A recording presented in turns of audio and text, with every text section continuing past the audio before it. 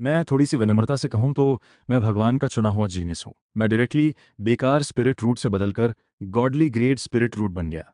लोग मजाक में कहते थे कि मैं तलवारबाजी में माहिर हूँ, पर मुझे लगने लगा कि मेरी एक उंगली उठाने में भी तेज स्वॉर्ड की एनर्जी है। और ये सब इसलिए हो रहा है क्योंकि मेरे अंदर एक अजीब सी खासियत है। जब भी कोई मेरी तारीफ करता है वो तारीफ सच हो जाती है। 18 साल पहले मैं इस फैंटेसी दुनिया में आया था। मुझे मेरे गुरुजी ने पहाड़ के नीचे पाया और पाला। पर हमारे सेक्ट में 30 साल से किसी शिष्य के अंदर स्पिरिट रूट जागा ही नहीं। तो कल ही ऊपर वाला सेक्ट आकर हमारा सेक्ट भंग करने वाला था। मेरे बाकी पांचों भाई फंसने के डर से घर में काम है बोलकर पहले ही निकल लिए। कमरे से जो भी सामान मिला उठाया और पहाड़ से नीचे भाग गए। अब बस मैं बचा था बूढ़े गुरुजी के साथ इस टूटते हुए सेक्ट की शान को देखते हुए। पर जब तक भिक्षु हूं घंटी तो बजानी ही है, चाहे कल सेक्ट भंग हो जाए। मैं फिर भी उठकर घंटी वाली जगह की तरफ चल दिया। वैसे भी फ्री ही था। सोचा आखिरी बार वही घंटी बजा लूं जो 17 साल से बजा रहा हूं। घंटी वाली जगह पर हर एक जैंग की दूरी पर एक 8 जैंग बड़ी लोहे की घंटी रखी थी। ये ऊपर वाले सेक्ट का तोहफा था। सिर्फ वही शिष्य जिनके अंदर स्पिरिट रूट होता है इसे तोड़ पाते थे। आगे की लाइन में 80 टूटी हुई घंटियां रखी थीं, जो हमारे सेक्ट की पुरानी शान की गवाही देती थी। पर मेरे सामने वाली ये घंटी पूरे 17 साल बजाने के बाद भी बिल्कुल सही सलामत थी। कोई दरार नहीं। मैं बड़बड़ाते हुए लगातार घंटी बजाता रहा। और जैसे ही घंटी बजी, गुरुजी ली चांगशिंग ने मेरी पीठ को देखते हुए एक लंबी सांस भरी। तुम्हारे जैसी बुद्धि और मेहनत करने की आदत के साथ अगर तुम्हारे अंदर स्पिरिट रूट होता तो तुम सीधे आसमान छू लेते, कोई रोक नहीं पाता। बस उनकी आंखों में उदासी थी, वो मुड़कर जाने ही वाले थे। पर उनकी बात खत्म होते ही घंटी बजाते हुए मुझे अपने शरीर के अंदर अचानक एक गर्म सी लहर महसूस हुई, जैसे अंदर कुछ नया जुड़ गया हो। ये फीलिंग मैंने 10-12 साल में कभी महसूस नहीं की थी। उस नामुमकिन उम्मीद के बारे में सोचकर मैं एक्साइटेड होकर फिर से हथौड़ा उठाकर घंटी पर मारा। एक जोरदार आवाज के साथ मेरे पलटे हुए गुरुजी को अचानक कुछ सुनाई दिया। घंटी की आवाज के साथ एक हल्की सी दरार पड़ने की आवाज भी आई। मैं और एक्साइटेड होकर घंटी बजाता रहा, और वो घंटी आखिरकार टूटकर जमीन पर बिखर गई। पूरे 18 साल बाद आखिरकार मेरा स्पिरिट रूट जाग उठा था, और मुझसे भी ज्यादा खुश। मेरे गुरुजी ली चांगशिंग मेरे पास दौड़ते हुए आए। वो पूरे शरीर से कांप रहे थे, जैसे उनका खुद का बेटा किसी बड़े कॉलेज में सिलेक्शन पा गया हो। अगर सेक्ट के हालात इतने खराब नहीं होते तो वो पूरी दुनिया को ये खुशखबरी सुना देते। अगली सुबह ऊपर वाले सेक्ट शिंगयन सेक्ट के 2 सीनियर अफसर बादलों पर सवार होकर आए। उनका मकसद सेक्ट को भंग करना था। तभी मुझे पता चला कि मेरे गुरुजी ली चांगशिंग असल में शिंगयन सेक्ट के एक प्रोटेक्टर थे। ऊपर वाले सेक्ट ने उनकी 80 साल की सेवा याद रखते हुए उन्हें माफ करके वापस बुलाने का मौका दिया। पर मैं देख रहा था कि गुरुजी अपनी मुस्कान छुपा नहीं पा रहे थे। समझ गया कि वो अभी अपनी शान दिखाने वाले हैं। ली चांगशिंग ने तुरंत हुक्म नहीं माना, बल्कि कहा कि सेक्ट में एक शिष्य है जिसके अंदर स्पिरिट रूट जागा है, उसे भी साथ शिंगयून सेक्ट ले जाना होगा। तब दोनों अफसरों की नज़र मुझ पर पड़ी, इस सीधे साधे दिखने वाले शिष्य पर। उनमें से एक ने तुरंत अपना हाथ मेरे कंधे पर रखकर जांच की, और स्पिरिट रूट होने की पुष्टि होते ही बिना कुछ कहे हम सबको हवा में उठा लिया। हम चारों पूरे 5 घंटे बादलों में उड़ते रहे। तब जाकर हम अपनी मंजिल छिंगयुन सेक्ट पहुंचे। सामने बादलों से घिरे पहाड़ों को देखकर मेरे मुंह से निकल गया, पानी 3000 फीट नीचे गिरता है, जैसे आसमान से गंगा उतर रही हो। मेरे इतना बोलते ही दोनों अफसर हैरान रह गए। और जब गुरुजी ने बताया कि ये लाइनें मैंने 5 साल की उम्र में लिखी थी, तो वो और भी उत्साहित होकर बोले कि सेट में आने के बाद मुझे वेंक्यू पवेलियन में पढ़ाई करवानी चाहिए। आगे चलकर वो दोनों मुझे एक छोटी पहाड़ी पर ले गए, जहां अभी तक सेक्ट में शामिल न हुए शिष्य इकट्ठा होते थे। सब लोग कल होने वाली प्रवेश परीक्षा का इंतजार कर रहे थे। बाकी बातें किसी और अफसर को बताने के लिए कहकर दोनों अफसर मेरे गुरुजी ली चांगशेंग को लेकर चले गए। जैसे ही मैंने गुरुजी को विदा किया, पीछे से किसी ने पूछा, तुम नए शिष्य हो क्या? मैं पलटा तो एक गोरी गोरी सी छोटी लड़की दिखी। उसने बताया कि उसका नाम सू छियाओ अर है, और वो यहाँ के केयर टेकर की बेटी है। जब उसे पता चला कि मैं भी कल की परीक्षा में हूँ तो सू छियाओ अर ने खुद ही कहा कि वो मुझे रहने की जगह दिखाएगी। बातों बातों में मुझे पता चला कि यहाँ इकट्ठा हुए सारे शिष्यों के अंदर स्पिरिट रूट है। परीक्षा में अलग अलग रंग होते हैं जो शिष्य को मिलने वाली अहमियत दिखाते हैं। सू छियाओ अर ने मुझे एक साफ सुथरी जगह दिलाई। फिर मैंने बेशर्मी से उससे पूछा कि क्या वो मुझे पूरा सेक्ट घुमा सकती है। बहाना बनाया कि माहौल से परिचित होना चाहता हूँ। घूमते घूमते अचानक भीड़ में शोर मच गया। 3 घमंडी से लगने वाले लड़के हमारे सामने से निकले। सू छियाओर ने बताया कि ये तीनों राजकुमार हैं। राजघराने ने खास मेहनत करके इनका स्पिरिट रूट बढ़ाया है। कहते हैं इनके अंदर टॉप ग्रेड स्पिरिट रूट निकला है। मुझे इन तीनों से जलन सी हुई। सोचा कितने किस्मत वाले हैं। सू छियाओर ने मेरी उदासी भांपकर तुरंत समझाया, इसमें जलने की क्या बात है, हो सकता है तुम्हारे अंदर। उसकी बात खत्म होते ही मुझे फिर से अपने पेट के अंदर वही जानी पहचानी गर्माहट महसूस हुई। पर यह गर्माहट बहुत जल्दी गायब हो गई, इतनी जल्दी कि मुझे शक हुआ कहीं ये मेरा वहम तो नहीं। पहले भी जब सुछाओर ने कहा था कि मैं शायद टॉप स्पिरिट रूट जगा सकता हूँ, तब भी मुझे कुछ ऐसा ही महसूस हुआ था। घर लौटकर मैंने आंखें बंद करके ध्यान लगाया, देखना चाहता था कि मेरे अंदर क्या हो रहा है। पर कुछ पता नहीं चला। अभी प्रैक्टिस शुरू भी नहीं की थी, तो स्पिरिट रूट होते हुए भी मैं एक आम इंसान जैसा ही था। अगली सुबह सेक्ट के मैदान में घंटी बजी, शिष्यों को बुलाया गया। मैं परीक्षा के लिए जाते वक्त फिर मिला अपनी अकेली जान पहचान वाली सुछाव, और वो तीनों राजकुमार भी जिनसे मैं कल मिला था, वो सुनहरी रोशनी में नहाए हुए आसमान से उतरे। यानी वो सेक्ट में आने से पहले ही प्रैक्टिस शुरू कर चुके थे। मैंने सोचा, ऊंचा शुरुआती मौका सच में बहुत काम की चीज है। अभी भीड़ में फिर शोर मचा, कोई और भी आसमान से उतर रहा था। ये थी शीलान राजघराने की नई पीढ़ी की देवी लिन छिंगेश्वे। उसका आना भी उन तीनों राजकुमारों जैसा ही था, बस फर्क ये था कि लिन छिंगेश्वे के चारों तरफ एक ठंडी सी बर्फीली हवा थी। कहते हैं उसके अंदर अर्थ ग्रेड स्पिरिट रूट है, शायद उससे भी ऊंचा। परीक्षा शुरू होते ही ज्यादातर शिष्यों का स्पिरिट रूट साधारण या ऊपर वाला निकला, पर वो तीन राजकुमार, उनमें से सीमा जुन और ओयांग का नीला अर्थ ग्रेड स्पिरिट रूट निकला। तुरंत ही एक हॉल मास्टर और एक पीक मास्टर ने उन्हें अपना खास शिष्य बन लिया। दूसरा राजकुमार चिन हाओथियान, राजघराने की मदद से उसका अर्थ ग्रेड स्पिरिट रूट बढ़कर बैंगनी हेवन ग्रेड बन गया। खुद सेक्ट नेता भी तारीफ करते नहीं थके, बोले ये लड़का आगे बहुत बड़ा नाम कमाएगा। इसके बाद देवी लिन छिंगशुए की परीक्षा और भी हैरान करने वाली थी। उसने बिना किसी राजघराने की मदद के सीधे बैंगनी हेवन ग्रेड स्पिरिट रूट निकाला। सेक्ट नेता और सब लोग खुशी से पागल हो गए। सेम हेवन ग्रेड होने के बावजूद चिन हाओथियान का चेहरा उतर गया। सीमा जुन और ओयांग भी अपनी निराशा नहीं छुपा पाए। वो सोचते थे वो ही सबसे ऊपर है, पर अब दो दो हेवन ग्रेड वाले निकल आए। जब बूढ़े ने मेरा नाम लिन मोहिंग पुकारा तो घबराहट के साथ मैं उस क्रिस्टल की तरफ बढ़ा। मुझे इससे फर्क नहीं पड़ता था कि ग्रेड ऊंचा है या नीचा, बस अजीब लगा कि मुझे इन चार अजूबों के बाद क्यों रखा गया। सन्नाटे में सब देख रहे थे। जब बूढ़े ने आखिरकार मेरा हाथ क्रिस्टल पर रखा तो उस पर धुंधला ग्रे रंग चमका, जो साधारण स्पिरिट रूट दिखाता है। लोग सिर हिलाकर बोले, यही है आम इंसान और असाधारण लोगों में फर्क। दूर खड़ी सुछावर भी मुट्ठियां भीचे मायूस दिख रही थी। पर कुछ पल बाद ही क्रिस्टल का रंग तेजी से बदलने लगा। ग्रे से सफेद, फिर पीला, और फिर नारंगी रंग पर आकर रुक गया। कुछ ही सांसों में मेरा स्पिरिट रूट ग्रेड इतना ऊपर चला गया कि भीड़ हैरानी से चिल्ला उठी। सब जल पड़े कि मैं सेक्ट का कोर डिसाइपल बन जाऊंगा। जैसे ही बूढ़ा मेरा रिजल्ट बोलने वाला था, मेरे हाथ के नीचे क्रिस्टल का रंग फिर बदलने लगा। पहले नारंगी से नीला हुआ। इससे नीचे बैठे दोनों राजकुमार, जब क्रिस्टल का नीला रंग पूरी तरह बैंगनी में बदल गया तो पूरा मैदान उबल पड़ा। फिर से कोई हेवन ग्रेड स्पिरिट रूट वाला सामने आया था। इससे तो घमंडी चिन हाओथियान भी कांप उठा। आखिर उसने तो राजघराने की मदद से मुश्किल से ये ग्रेड पाया था, और यहाँ एक साधारण बैकग्राउंड वाला लड़का इतनी आसानी से पहुंच गया। पर लोग अभी भी अनजान थे, क्योंकि उस बैंगनी क्रिस्टल के अंदर अब एक जादुई सी लाल रंगत उभरने लगी थी। इस पल पूरी दुनिया मानो उबल पड़ी। इतना बड़ा मैदान कांपने लगा, जमीन के पत्थर तक उछलने लगे। सिर्फ टॉप ग्रेड स्पिरिट रूट जागने पर ही ऐसी हलचल होती है। खुद सेक्ट नेता भी सांस रोक कर देख रहे थे। तभी 3 बार गूंजती घंटी की आवाज आई। ये सेक्ट की सबसे ऊंची चोटी से आई थी। ये 3 बार बजना मतलब सेक्ट। पर अगले ही पल हालात बिगड़ गए। लाल क्रिस्टल ने आसपास की एनर्जी को हिला दिया। जो शिष्य पहले से प्रैक्टिस कर रहे थे, उन्हें लगा जैसे उनके अंदर की एनर्जी खींचकर बाहर निकल रही हो। सेक्ट नेता ने सबसे पहले खतरा भापा। वो उड़कर आए, हवा में हाथ से एक सिंबल बनाया और एक मिरर जैसा शील्ड क्रिस्टल के आसपास बना दिया, जिससे बेकाबू एनर्जी फिर से कंट्रोल में आ गई। सब लोग खुशी से चिल्ला रहे थे, टॉप ग्रेड स्पिरिट रूट। बड़े बुजुर्ग जोश से बोल रहे थे, 1000 साल में एक बार होता है ऐसा। तीनों राजकुमारों का चेहरा उतरा हुआ था और लिन छिंगशुए की पलकें कांप रही थीं, मुट्ठियां भींची हुई थीं। सच कहूं तो अंदर से मैं भी बहुत खुश था। 18 साल पहले हैरान थी कि रिजल्ट बिल्कुल वैसा ही निकला जैसा उसने कल अंदाजा लगाया था। थोड़ी देर बाद वो दोनों अफसर मेरे गुरुजी को लेकर आ गए। अपने शिष्य का स्पिरिट रूट इतना ऊंचा जागा देखकर ली चांगशेंग एक पल हैरान हुए, फिर जोर से हंस पड़े। हंसते हंसते मेरे कंधे थपथपाकर बोले, मुझे पहले से पता था तुम बहुत होनहार हो। टॉप ग्रेड स्पिरिट रूट की क्या बात, अगर तुम legendary godly grade spirit root भी जगाते तो भी मुझे कोई हैरानी नहीं होती। उन्होंने जानबूझकर जोर से बोला, जिससे वहां मौजूद सब लोग शर्मिंदा से हो गए। मुझे तो अपने गुरुजी की डींगे मारने की आदत की खबर पहले से थी, पर गुरुजी की बात खत्म होते ही मुझे अचानक अपने पेट में एक धमाका सा महसूस हुआ, जैसे अंदर आग लग गई हो। मेरे हाथ के नीचे दबा वो लाल क्रिस्टल अचानक सुनहरी चमक दिखाने लगा। हवा में सिंबल बना रहे सेक्ट नेता का चेहरा फक्क पड़ गया। उन्होंने तुरंत पूरे छिंगियन सेक्ट को आवाज भेजी। मेरे हाथ के नीचे सुनहरी कई ताकतवर लोग तुरंत छिंगियन सेक्ट की तरफ दौड़ पड़े। सबसे पहले उस गॉडली ग्रेट स्पिरिट रूट वाले चुने हुए इंसान को ढूंढना चाहते थे। छिंगियन क्रिस्टल और वो तीनों राजकुमार, यहाँ तक कि लिन छिंगशुए भी, सब मुझे सीधा घूर रहे थे। मैंने गर्दन सिकोड़ते हुए महसूस किया, दिल में थोड़ी घबराहट सी हो रही थी। गुरुजी ली चांगशेंग सबसे पहले से, यहाँ तक कि एक लेडी पीक मास्टर ने सीधे मुझे एक हाई ग्रेड छिंग मांग तलवार फेंक दी। बाकी मास्टर्स ये देखकर कहाँ चुप बैठते। किसी ने ऐसा आर्मर दिया जो बड़े बड़े अटैक रोक सके, किसी ने अर्थ ग्रेड का रेयर ब्रेसलेट या दूसरे कीमती ट्रेजर्स दे दिए। बाकी शिष्य ये सब देखकर जलने लगे। उनके अपने अपने खास शिष्य तो रो पड़े। सेक्ट नेता ली शुआजी ने देखा हालात बेकाबू हो रहे हैं, तो चिल्लाकर कहा वो अपना खास सेक्ट प्रोटेक्टिंग ट्रेजर निकालेंगे। फिर उन्होंने सिंबल बनाया। सेक्ट की सबसे ऊंची चोटी जोर से कांपने लगी।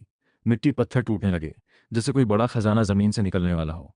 ये देखकर बाकी मास्टर्स डरकर हार मान गए, उनसे रुकने की गुजारिश करने लगे। मैंने देखा वो खजाना वापस अंदर चला गया।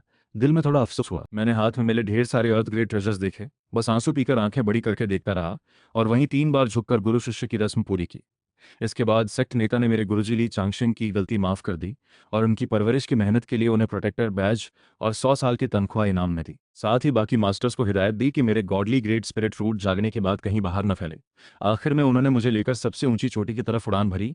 पीछे छूट गए वो सारे मास्टर्स जिनका ट्रेजर तो गया पर शिष्य नहीं मिला। उदास चेहरे लिए आहें भरते रहे। सेक्ट नेता ली शुआनजी मुझे लेकर रास्ते में सेक्ट की अलग अलग बातें बताते रहे। जब हम फूलों वाली चोटी से गुजरे तो मुझे फूलों की खुशबू में एक अलग सी महक महसूस हुई। तो बस मुंह से निकल गया, कुछ ऐसा दर्द है जो चुपचाप अंदर ही अंदर जलता है। सेक्ट नेता ने तारीफ की, बोले सच में चुने हुए इंसान हो। फूल वाली पीक मास्टर के मन की बात भी पकड़ ली। सबसे ऊंची चोटी पर पहुंचकर मैंने देखा एक बैंगनी सुनहरी रोशनी से चमकता हुआ चिन्ह लटका था, बेहद सुंदर। सेक्ट नेता ने बताया ये ग्रैंड एंसेस्टर का छोड़ा हुआ पवित्र वस्तु है।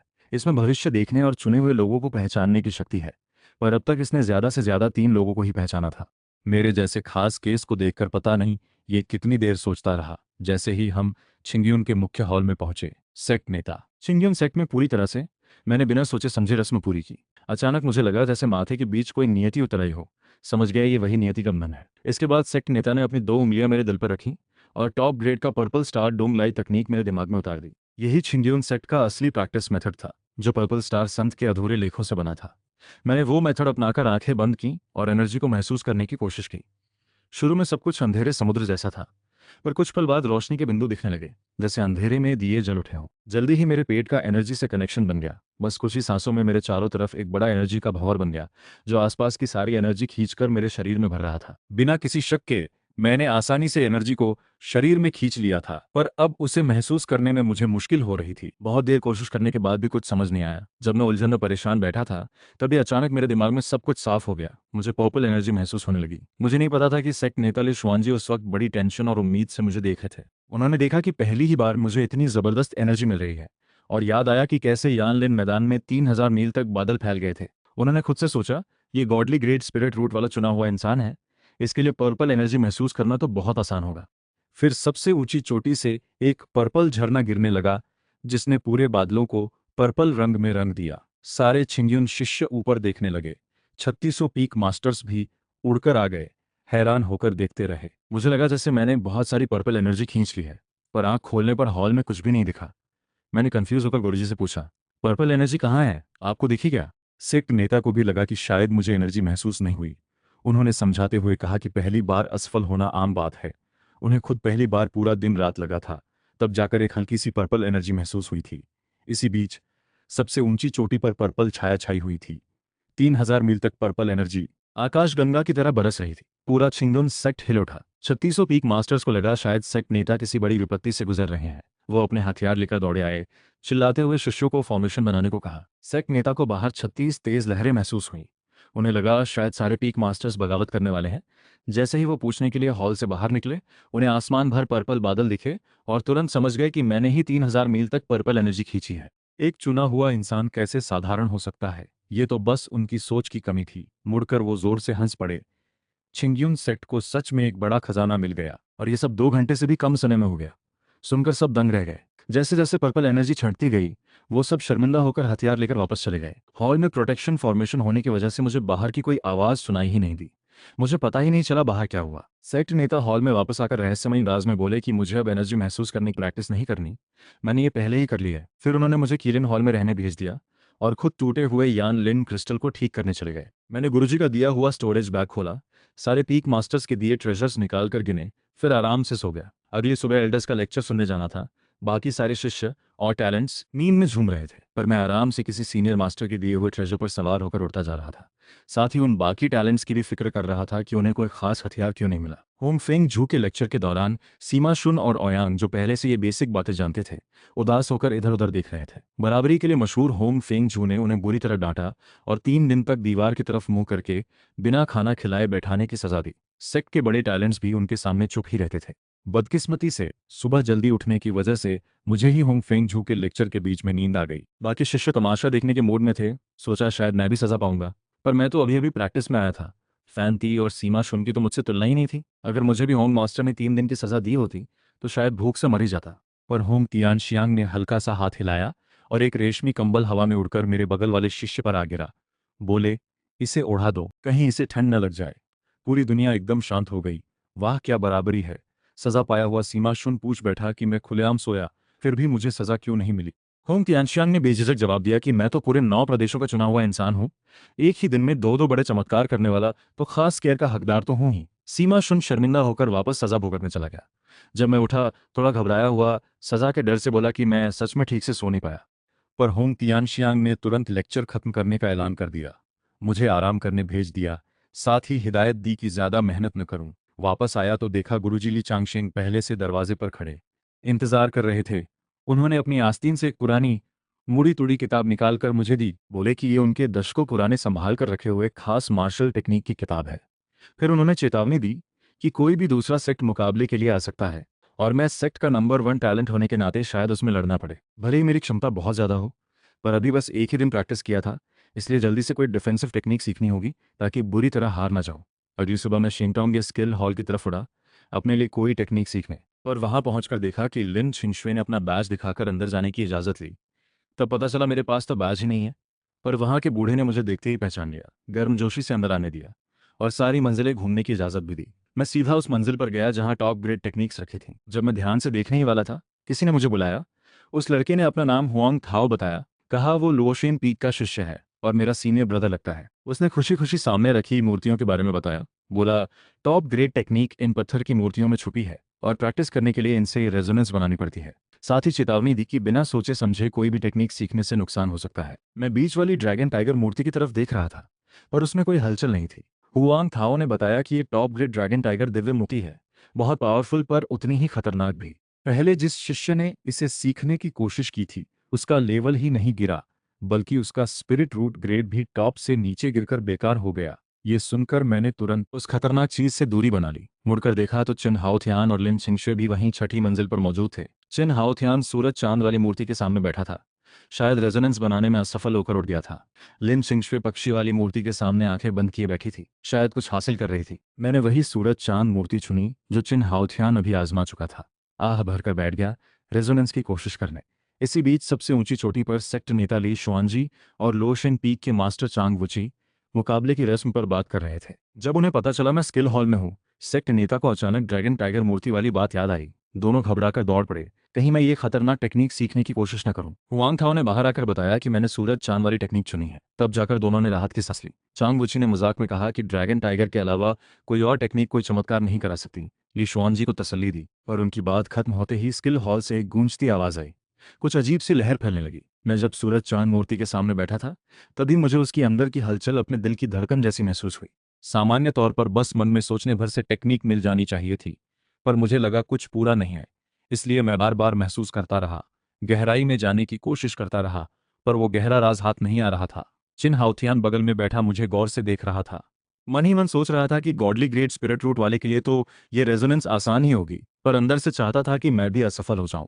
जब मैं हार मानकर कुछ कमतर टेक्निक लेने की सोच ही रहा था, तभी अचानक मूर्ति से मेरा गहरा कनेक्शन बन गया। मूर्ति के अंदर छुपी बड़ी सारी टेक्निक एक साथ ड्रैगन की तरह मेरे दिमाग में उतरने लगी। मूर्ति जोर जोर से कांपने लगी, गूंज तेज होती गई। चिन हाओथियान और लिन छिंगशुए हैरानी से देखते रह गए। स्किल हॉल के बाहर सेक्ट नेता ली शुआन जी और बाकी दो लोगों को भी ये हलचल महसूस हुई। चेहरे का रंग उड़ गया। उन्होंने तुरंत शिष्यों को हटने का हुक्म दिया, चेतावनी दी कि इस टेक्निक की डिस्ट्रक्टिव पावर बहुत ज्यादा है। सब शिष्य तेजी से भागे। चिन हाओथियान और लिन छिंगशुए भी बाहर निकल गए। बस मैं ही उस मूर्ति के सामने बैठा रहा। सातों मंजिल वाला स्किल हॉल पल भर में राख हो गया। सेक्ट नेता और 3 और लोगों ने मिलकर एक मिरर शील्ड बनाया, पर उस टकराव से वो शील्ड भी टूट गया। सबसे ऊंची चोटी से ग्रैंड एंसेस्टर की घंटी 3 बार बजी। ये टॉप ग्रेड टेक्निक प्रकट होने का संकेत था। 35 पीक मास्टर्स और 18 प्रोटेक्टर्स सब दौड़े आए। देखा छिंगयुन सेक्ट में सूरज चांद उलट पुलट हो गए, पहाड़ और नदियां इल्यूजन में डूब गए। सब हैरान रह गए। मैं हवा में तैरता हुआ, टेक्निक के रूल्स नदी की तरह मेरे दिमाग में रह रहे थे, पर धीरे धीरे मेरी सहन शक्ति से बाहर होने लगे। इल्यूजन में लाल सूरज बिखर रहा था, चांद नदी में गिर रहा था, दुनिया उलट पुलट हो रही थी, सब अस्त व्यस्त लग रहा था। पीक मास्टर साहेब भरने लगे। सोचा शायद मेरा लेवल इतना कम है कि इस टॉप ग्रेड टेक्निक को पूरी तरह पा नहीं पाऊंगा। पर तभी मेरे गुरुजी चांगशेंग प्रोटेक्टर्स की टीम से आगे आकर हवा में खड़े हुए, दोनों हाथ कसकर पकड़े, जोर से चिल्लाए, जरूर सूरज चांद हाथ में लेकर दुनिया ठीक कर देगा। ली चांगशेंग की बात खत्म होते ही मैं अचानक खड़ा हो गया। एक अनजानी शक्ति पूरे शरीर में दौड़ गई। दांत भींचकर मैंने सारी टेक्निक की शक्ति सोख ली। गिरता हुआ चांद वापस सीधा हो गया। उल्टी बहती नदी वापस अपनी दिशा में बहने लगी। उल्टी दुनिया वापस सीधी हो गई। छोटा हुआ सूरज चांद उड़कर मेरी हथेली में आ गया। पैरों तले पहाड़ उठकर मेरा शरीर संभालने लगा। मैंने आंखें खोली। चमकती नजरों के साथ जोर से चिल्लाया, हाथ में सूरज चांद तारे तोड़ने वाला, दुनिया में मेरे जैसा कोई नहीं। मेरी आवाज घंटे की तरह पूरे छिन्यन सेक्ट में गूंज गई। इल्यूजन धीरे धीरे सिमटकर मेरे शरीर में समा गया। पैरों तले एक चित्र बन गया जो मुझे उड़ाकर सबके सामने ले गया। सेक्ट नेताली शुआन जी बहुत खुश हुए। पूछा, मुझे क्या इनाम चाहिए? मैंने कहा, बस अभी मिली टेक्निक की शक्ति आजमाना चाहता हूँ। सीनियर ब्रदर हुआंग थाओ खुद आगे आया लड़ने के लिए। जानबूझकर अपना लेवल स्पिरिट सोल तक कम किया। मैं इन यांग कंपास पर खड़ा होकर दोनों हाथों से हवा में उस चित्र को थामे एनर्जी का भंवर शरीर में भरता गया। वो चित्र 1 फुट से बढ़कर 100 फुट का हो गया। उसकी भयानक शक्ति चारों तरफ की एनर्जी सोखने लगी। हुआंग थाओ को कुछ गड़बड़ महसूस हुई। वो अपना लेवल वापस बढ़ाकर पीछे हटना चाहता था, पर मैं तो पहले ही तीर छोड़ चुका था। 100 फुट का वो चित्र गरजते हुए उसकी तरफ बढ़ गया। मैं चिल्लाया, भाई भागना मत। हुआंग थाओ पीछे हटते हुए अपनी शक्ति की सीमा हटाने लगा।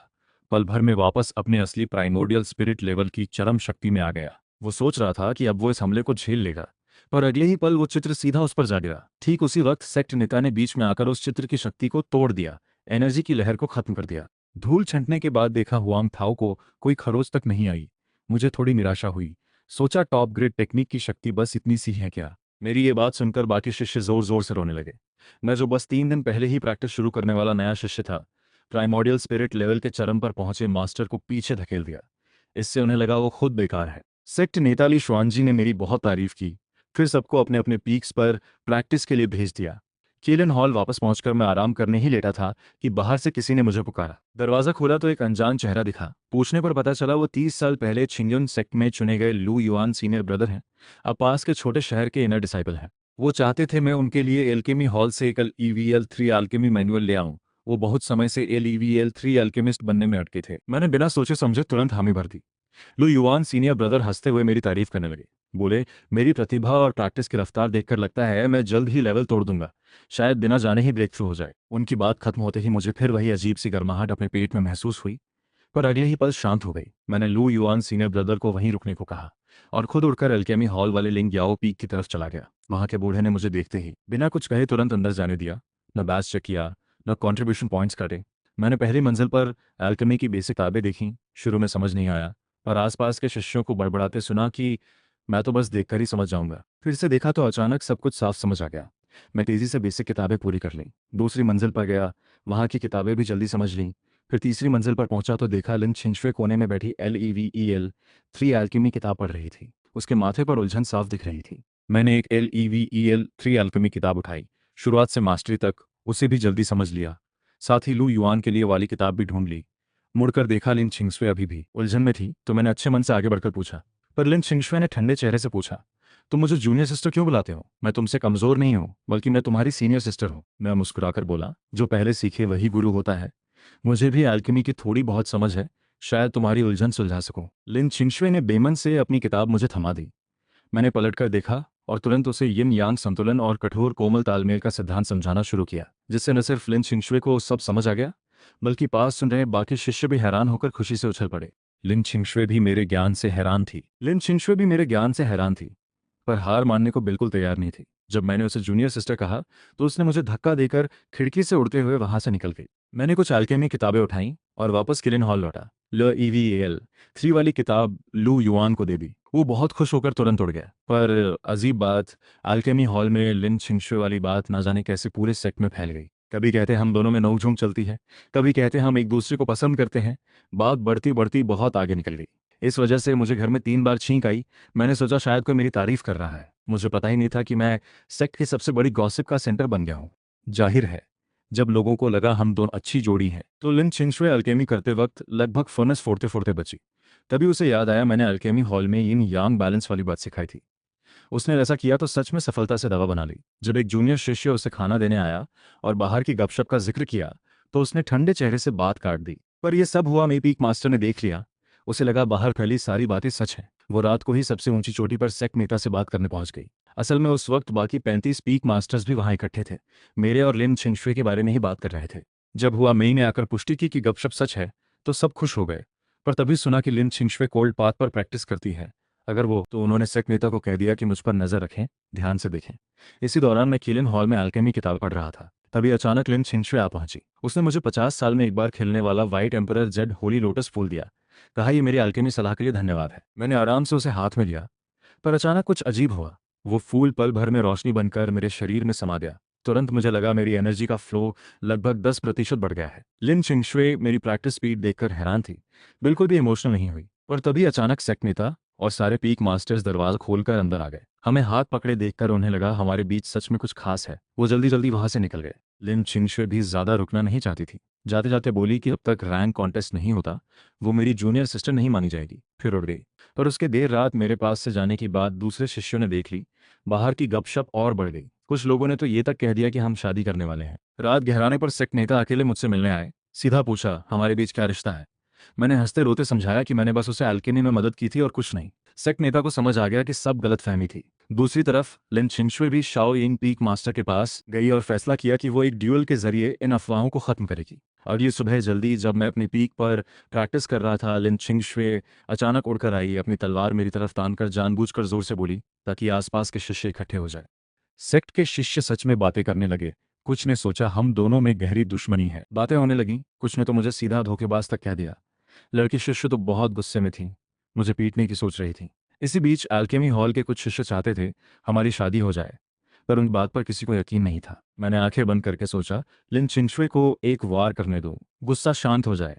हाँ, ये तो मैं किसी को नहीं बताऊंगा कि मैंने अंदर बाइजान ड्रैगन स्केल आर्मर पहन रखा था। अच्छी बात यह हुई कि सेक्ट नेता ली शुआंजी ठीक समय पर आ गई और सबके सामने साफ कर दिया कि हमारे बीच की सारी बातें बस गलतफहमी है। उन्होंने भीड़ को हटाया और अफवाह फैलाने वाले शिष्यों को खुद जाकर सजा लेने का हुक्म दिया। लिन छिंगशुए भी शर्मिंदगी से चुपचाप वहां से चली गई। बाद में सेक्ट नेता मुझे छिंगयुन हॉल ले गए और बताया कि मुझे और लिन छिंगशुए को कहीं बाहर भेजना है। पर बदकिस्मती से वांजियान सेक्ट में एक स्वॉर्ड टैलेंट सामने आया है, तो उससे मुकाबला करने के लिए मुझे ही जाना होगा। पर मेरी गॉडली ग्रेट स्पिरिट रूट की पहचान छुपाने के लिए सेक्ट नेता ने मुझे एक स्काई कवरिंग मिरर दिया।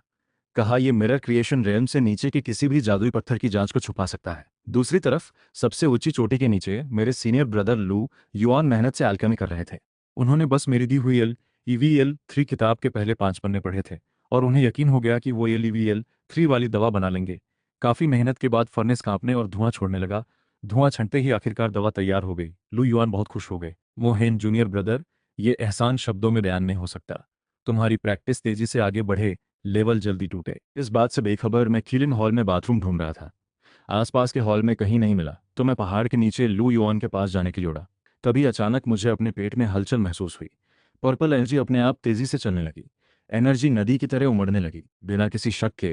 इसी वक्त मेरा लेवल टूटने वाला था। मजबूरी में मैं वहीं बैठ गया, हाथों से सिंबल बनाया। जैसे जैसे एनर्जी बढ़ती गई, पर्पल रंग फैलने लगा। आसमान का एक बड़ा सफेद बादल तेजी से सुनहरा हो गया। उसमें भारी बिजली की शक्ति महसूस हो रही थी। अपने ब्रेक थ्रू के दौरान मुझे बहुत हैरानी हुई। इतना छोटा सा स्पिरिट रियम का ब्रेक थ्रू, फिर भी इतनी बड़ी थंडर ट्रिबुलेशन आ रही है। ये सेक्ट में तो क्या, पूरी प्रैक्टिस की दुनिया में कभी नहीं देखा गया। इसके बाद 3600 पीक मास्टर्स और अनगिनत शिष्य दौड़े आए। सब घबराए हुए मुझे बिजली के बादलों के नीचे बैठा देख रहे थे। सच कहूं तो मेरा दिल भी घबरा रहा था, पर बिजली की ताकत से नहीं, बल्कि मुझे सच में बाथरूम जाना था। बर्दाश्त नहीं हो रहा था। जब वो बड़ी सी लाल बिजली नीचे नहीं गिरी, तो मैं खुद चिल्लाया, बिजली आओ।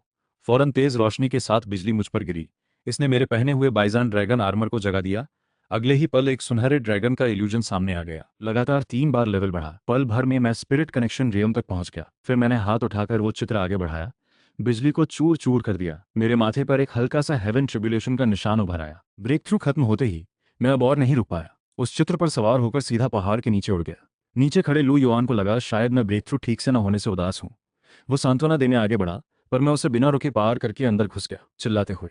इसी वक्त सबसे ऊंची चोटी सुनहरी रोशनी से जगमगा उठी। मैं उस चित्र पर पैर रखे, कैंजी विंड फैन हाथ में थामे, नाच के मैदान में उतरा। पूरी भीड़ हैरान रह गई। ड्यूअल शुरू होते ही सीमा शुन और चाओ फेयान बराबरी पर रहे। लिन छिंगशुए ने अपनी ठंडी तलवार से सूझे को हरा दिया।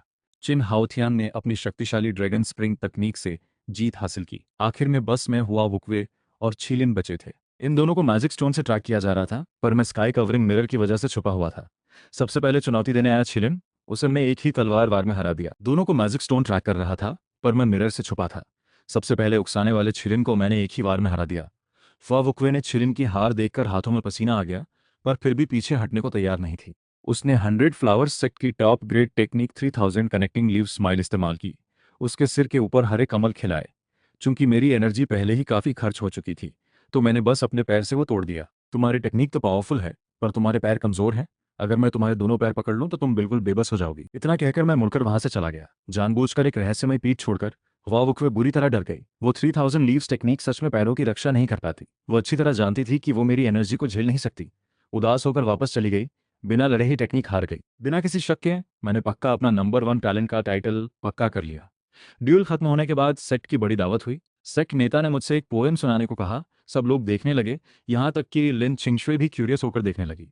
मजबूरी में मैंने खड़े होकर सुनाया। लंबी हवा लहरें तोड़ेगी एक दिन, सीधे बादलों तक अपनी नाव खेएंगे, विशाल समुद्र पार करेंगे। पर पोयम खत्म होते ही आसमान तक चमक फैल गई। वेन्क्यू पवेलियन के मास्टर गोंगसुन हान उड़कर आए, साथ एक बड़ी सी लिटरेरी एनर्जी छत से गुजरकर मुझ पर छा गई। मेरी मुंह से निकली हल्की सी पोइम ने लिटरेरी पाथ की मान्यता जीत ली। सैकड़ों सालों में सिर्फ गोंगसुन हॉल मास्टर ही ऐसा पथ पा सके थे। छिंगयुन सेक्ट में कभी ऐसा नहीं हुआ। ये लिटरेरी लक पूरे सेक्ट में फैल गई। वेन्क्यू पवेलियन की सारी फेमस विचारकों की मूर्तियां एक साथ गूंज उठी। बहुत सारी लिटरेरी एनर्जी पूरे छिंगयुन सेक्ट में फैली। वेन्क्यू पवेलियन की मूर्तियां साथ गूंजी। उनसे भारी लिटरेरी एनर्जी बहकर एक रोशनी की किरण बनी। मेरे सामने चमकते हुए 4 खजाने कलम, स्याही, कागज, इंक स्टोन दिखे। मैंने कलम पकड़कर कागज पर वही पोएम लिखी जो अभी सुनाई थी। चारों खजाने तुरंत एक निशान बनकर मेरी हथेली में समा गए। दावत खत्म होने के बाद मैं ताइजन पीक पर गोंगसुन हान से मिलने गया, उनसे बात करने। गोंगसुन हान ने आह भरी, बोले, लिटरेरी पाथ अकेला रास्ता है, ताइजन पीक बहुत सोनी है। मैंने सिर हिलाकर कहा, बातें हंसी में करो अच्छे लोगों से, कोई साधारण ना आए।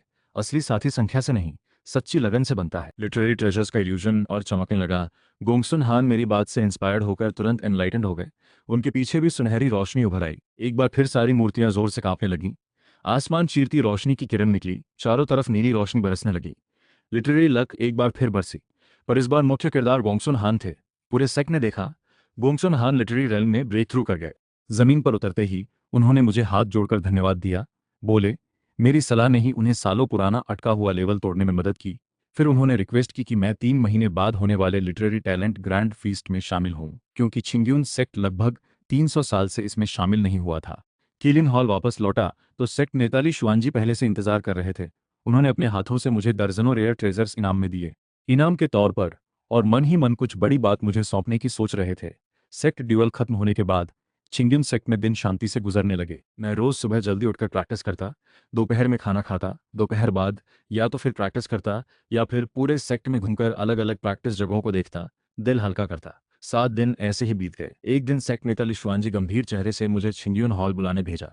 वहां जाकर पता चला कि छिंगयुन सेक्ट के सबसे बड़े एल्डर झांग तियानशी, जो खुद सेक्ट नेता और लिन याओफेंग पीक मास्टर के गुरु हैं, अब आखिरी सांसें गिन रहे हैं। अगर 9 टर्न मिस्टिक लाइफ पिल नहीं बनी तो। उन्होंने कई बार 9 टर्न मिस्टिक लाइफ पिल बनाने की कोशिश की, हर बार आखिरी पल में असफल हो गए। इस शुआनजी ने पूरे 9 प्रदेशों में इस दुर्लभ दवा बनाने वाले को बड़ा इनाम देने का ऐलान कर दिया। पर टॉप ग्रेड पिल इतनी दुर्लभ थी कि कोई इसे बना ही नहीं पाया। सेक्ट में तरह तरह की बातें होने लगी, पर अफवाह फैलते फैलते बदल गई। किसी शिष्य ने न जाने कैसे कह दिया कि लू युआन सीनियर ब्रदर मरने वाला है। मुझे जब कीलिन हॉल में एक जूनियर शिष्य से ये बात पता चली तो मैं तुरंत उछल पड़ा। क्या लू युआन सीनियर ब्रदर मरने वाला है? बेचारा इतना अच्छा इंसान था। सच में अच्छे लोगों की उम्र कम होती है। मुझे बहुत दुख हुआ। तभी ली शुआन जी की आवाज़ मेरे कान में पड़ी, लिन मोहेंग, जरा मेरे पास आओ। उदास मन से मैं छिंगन हॉल पहुंचा। ली शुआन जी झांग तियानशी की बात से परेशान, गंभीर चेहरे से बैठे थे। मैंने मन में सोचा, गुरुजी को बचाओ। ली शुआन जी ने मेरी तरफ देखा, दबे स्वर में बोले, तुम्हें कैसे पता चला झांग तियानशी की बात? शायद किसी पीक मास्टर ने बातों बातों में बता दिया होगा। मैं मेहनत कर रहा हूँ, उम्मीद है अच्छी खबर आएगी। तुम्हें ज़्यादा चिंता करने की ज़रूरत नहीं। तुम्हारे शिफु गुरु के गुरु बहुत सहज स्वभाव के हैं, हम सबसे ज़्यादा समझदारी से लेते हैं। ली शुआनजी जैसे खुद को समझा रहे थे, बस ठीक है। थोड़ी देर बाद बच्चे लू युआन को देखने जाना। मैंने भौहें उठाई, लू युआन? ली शुआनजी थोड़ी देर चुप रहे। फिर बातचीत के बाद मुझे समझ आया कि ये तो बड़ी गलतफहमी थी। लू युआन सीनियर ब्रदर तो बिल्कुल ठीक है। असल में जिनकी हालत गंभीर है वह है मेरे कभी न मिले शिफु झांग तियानशी। ली शुआनजी ने आ भरी। फिर एक और जरूरी बात बताई। उन्होंने कहा कि 1 महीने बाद 10,000 साल पहले किसी वॉइड मिरर रेलम के शक्तिशाली इंसान की छोड़ी हुई एक जगह खुलने वाली है। सभी बड़े सेक्स अपने शिष्य भेजेंगे। असल में लू युआन इस जगह जाने के लिए सबसे सही चॉइस था, पर उसने अभी अभी क्रिएशन रेल में ब्रेक थ्रू किया है, तो जा नहीं सकता। बाकी टैलेंट्स में से कोई मेडिटेशन में है, कोई बाहर गया हुआ है, तो बस मुझे, लिन छिंगशुए, चिन हाओथियान जैसे लोगों को ही जाना होगा। मैंने हामी भरी और वहां से चला गया। छिंगयुन हॉल से निकलते वक्त मेरे मन में चिंता थी। मैं और झांग तियानशी कभी मिले नहीं, पर आखिर वो गुरुजी के गुरु हैं। भावना और तर्क दोनों से मैं चुपचाप नहीं बैठ सकता। पर 9 टर्न मिस्टिक सेज पिल तो टॉप ग्रेड दवा है, जिसे खुद याओ चेन पीक मास्टर भी नहीं बना पाए। मैं तो बस आधे महीने का नया शिष्य हूँ, क्या कर सकता हूँ। किलिन हॉल में इधर उधर बसता फिरता रहा। जितना सोचता उतना ही बेचैन होता गया। भले ही मैं शिफू से कभी नहीं मिला, पर वो गुरुजी के गुरु हैं, सेक्ट नेता के आदरणीय शिक्षक हैं। अगर उन्हें कुछ हो गया तो गुरुजी को कितना दुख होगा, सेक्ट नेता कितना परेशान होंगे। और सच कहूं तो अगर झांग तियानशी ने 9 टर्न मिस्टिक सेज पिल खा ली और शक्ति वापस पा ली, तो छिंगयुन सेक्ट को एक और लगभग वॉइड रेल्म जितना शक्तिशाली इंसान मिल जाएगा। इसका मतलब पूरे सेक्ट के लिए क्या होगा, ये कहने की जरूरत नहीं। सोचते सोचते आखिर मैंने फैसला किया कि पहले अल्केमी हॉल जाकर देख लूं, भले मदद न कर पाऊं। मैं सीधा अल्केमी हॉल उड़ गया। यहाँ पहले भी अपनी नींव जमा चुका था। बूढ़े को पहचान थी, बिना बैज देखे ही अंदर जाने दिया। इस बार मेरा लक्ष्य साफ था, सीधे चौथी मंजिल पर गया। चौथी मंजिल बाकी तीनों से बिल्कुल अलग थी। यहाँ बस गहरे राज वाले एल्केमी फॉर्मूलाज और शॉर्टकट्स थे, साथ ही पुराने मास्टर्स के नोट्स भी। इन नोट्स को समझना असल में एल्केमी की गहरी समझ की बात थी। मैं ऐसे फॉर्मूलाज ढूंढ रहा था जो शक्ति बढ़ाएं। जल्दी ही मैंने गैदरिंग ची पिल, अर्थ ओरिजिन पिल, स्पिरिट ची पिल जैसे कई फॉर्मूलाज याद कर लिए। हर फॉर्मूला स्पिरिट रेल्म से नीचे वालों को लेवल बढ़ाने में मदद करता, बिना नुकसान के। किताब के आखिर में लिखा था कि सेज पिल से भी ऊपर 3 ग्रेड्स होते हैं, first turn, third turn, 9th turn, जो अर्थ ग्रेड, हेवन ग्रेड और उससे भी ऊपर के बराबर है। साधारण सेज पिल मरने वाली एनर्जी हटाकर जीवन एनर्जी भरता है, पर यह सिर्फ स्पिरिट रेल्म से नीचे वालों के लिए काम करता है। अगर किसी बड़े मास्टर की जान बचानी हो, नियति पलटनी हो, तो 9th टर्न सेज पिल चाहिए। मैंने वो फॉर्मूला भी याद कर लिया, सोचा शायद कभी काम आए। पर मुझे नहीं पता था कि चौथी मंजिल पर मिस्टिक लाइफ पिल फॉर्मूला देखने की मेरी हरकत दूसरे शिष्यों ने देख ली थी। खबर पंख लगाकर उड़ी, पूरे सेक्ट में फैल गई। शिष्यों ने अल्केमी हॉल में मेरी हरकत, सेक्ट की 9th टर्न मिस्टिक लाइफ पिल वाली इनाम की घोषणा और पहले की लू युआन मरने वाला है वाली अफवाह जोड़कर एक बड़ी कहानी बना दी। कहानी फैल गई कि लिन मोहेंग लू युआन सीनियर ब्रदर के लिए 9th टर्न मिस्टिक लाइफ पिल बनाने वाला है, और ये अफवाह बद से बदतर होती चली गई। फर्नेस से बात करके मैं चला गया। याओ शन पीक मास्टर के बड़े शिष्य याओ होंग बाद में आए और गुरु को सेक्ट की अफवाह बता दी। याओ शन ये सुनकर बहुत हैरान हुए कि लिन मोहेंग सच में 9th टर्न मिस्टिक लाइफ पिल बनाने वाला है। मन में मिलीजुली भावना उठी, अविश्वास भी था और उम्मीद भी, थोड़ी सी भावुकता भी। इसके बाद मैं 100 जड़ी बूटी हॉल गया, वहां के मास्टर ली गुआंगकाई से दवा के लिए सामान लेने। मैंने उन्हें गैदरिंग ची पिल के लिए जरूरी सामान की पर्ची दी, पर सफ़ेद बालों वाले उस मास्टर ने उसे देखा तक नहीं। उनके मन में तो पहले से ही तय था कि लिन मोहिंग 9th टर्न मिस्टिक लाइफ पिल ही बनाने वाला है। उन्हें इसकी ज़रूरत का सामान अच्छे से याद था। कुछ दिन पहले ही याओ छन को बर्बाद ना हो जाए, इसलिए ली गुआंगकाई बिना कुछ कहे छठी मंजिल पर गए। एक क्यानकुन बैग निकालकर 9th टर्न मिस्टिक लाइफ पिल का सारा सामान उसमें भर दिया। नीचे आकर मुझे थमा दिया। मैंने वो बैग हाथ में तौलकर मुस्कुराते हुए विदा ली। बिल्कुल अंदाजा नहीं था कि सामान बदल दिया गया है। केलिन हॉल लौटकर मैंने अल्केमी के लिए सही कमरा ढूंढा, ड्रैगन फिनिक्स कढ़ाई तैयार की, एनर्जी को आग में बदला, फर्नेस में डाला। फर्नेस गर्म होने से पहले ही मैंने सामान को हल्के से जांचा। तुरंत लगा कुछ गड़बड़ है। चिन शुआन रात की फूल 800 साल पुरानी क्यों है? ये फूल चमक क्यों रहा है? सान ये फूल में एक पत्ती ज्यादा क्यों है? और दो अतिरिक्त चीजें भी थीं। पर गैदरिंग चीपिल वाला सामान तो ली मास्टर ने अच्छे साल का दिया था, तो मैंने अपनी समझ के हिसाब से बनाना शुरू कर दिया। हॉल के बाहर ली शुआन जी और याओ छन पहले ही पहुंच चुके थे। अंदर की हलचल को छुपकर ध्यान से देख रहे थे। कुछ ही दूरी पर लू युआन और ली चांगशिंग भी आ गए। आसपास बहुत सारे जूनियर शिष्य भी इकट्ठे हो गए। लू युआन को पता ही नहीं था कि उसे मरने वाला बताया जा रहा है, वो तो खुशी खुशी तमाशा देखने आया था। ली चांगशिंग गर्व और टेंशन दोनों से भरे थे। आखिर उनका शिष्य इतनी बड़ी दवा बना रहा था, चिंता तो होनी ही थी। फर्नेस में पहला इंग्रेडिएंट डालते ही उसकी शक्ति उम्मीद से कहीं ज्यादा भयानक निकली। 800 साल पुराने चिन शुआन फूल की एनर्जी बाढ़ की तरह उमड़ी। कड़ाही जोर से हिलने लगी। ढक्कन उड़ने ही वाला था। मैं मन ही मन गाली देकर तुरंत सारी एनर्जी लगाकर आग को कंट्रोल करने लगा। अच्छी बात यह हुई कि सही समय पर मुझे एनर्जी बहाने का रास्ता मिल गया। अतिरिक्त शक्ति को फर्नेस से बाहर निकाल दिया। हर बार लगा फर्नेस फट जाएगा, पर हर बार आखिरी पल में बच गया। ऐसा लगा जैसे कोई अदृश्य हाथ मुझे रास्ता दिखा रहा हो, हर मुश्किल में कोई हल निकाल दे। बाहर से देख रहे ली शुआन जी और याओ छन को यकीन नहीं हो रहा था कि यह सच में सफलतापूर्वक बन रहा है। याओ छन तो जोश से कांप रहे थे। वो अच्छे से जानते थे 9th टर्न मिस्टिक लाइफ पिल बनाना कितना मुश्किल है। हर स्टेप पर सब कुछ बर्बाद हो सकता है। पर लिन मोहिंग, जो आधे महीने पहले ही सेक्ट में आया नया शिष्य था, कदम दर कदम आगे बढ़ता जा रहा था। जब आठवां लिन मोहिंग, जो आधे महीने का नया शिष्य था, आगे बढ़ता गया। जब फर्नेस से 8वां लाल जीवन एनर्जी का चमकता बादल निकला, आसमान का आधा हिस्सा लाल रोशनी से जगमगा उठा। याओ छन लगभग चिल्लाकर बोले, 8वां टर्न। 8वां हो गया, बस आखिरी स्टेप बचा था। ली शुआन जी सांस अटक गई। 9वां टर्न सबसे खतरनाक होता है। पहले 8 जीवन एनर्जीज को मिलाकर दवा बनानी होती है। जरा सी गलती से सब बर्बाद हो सकता है।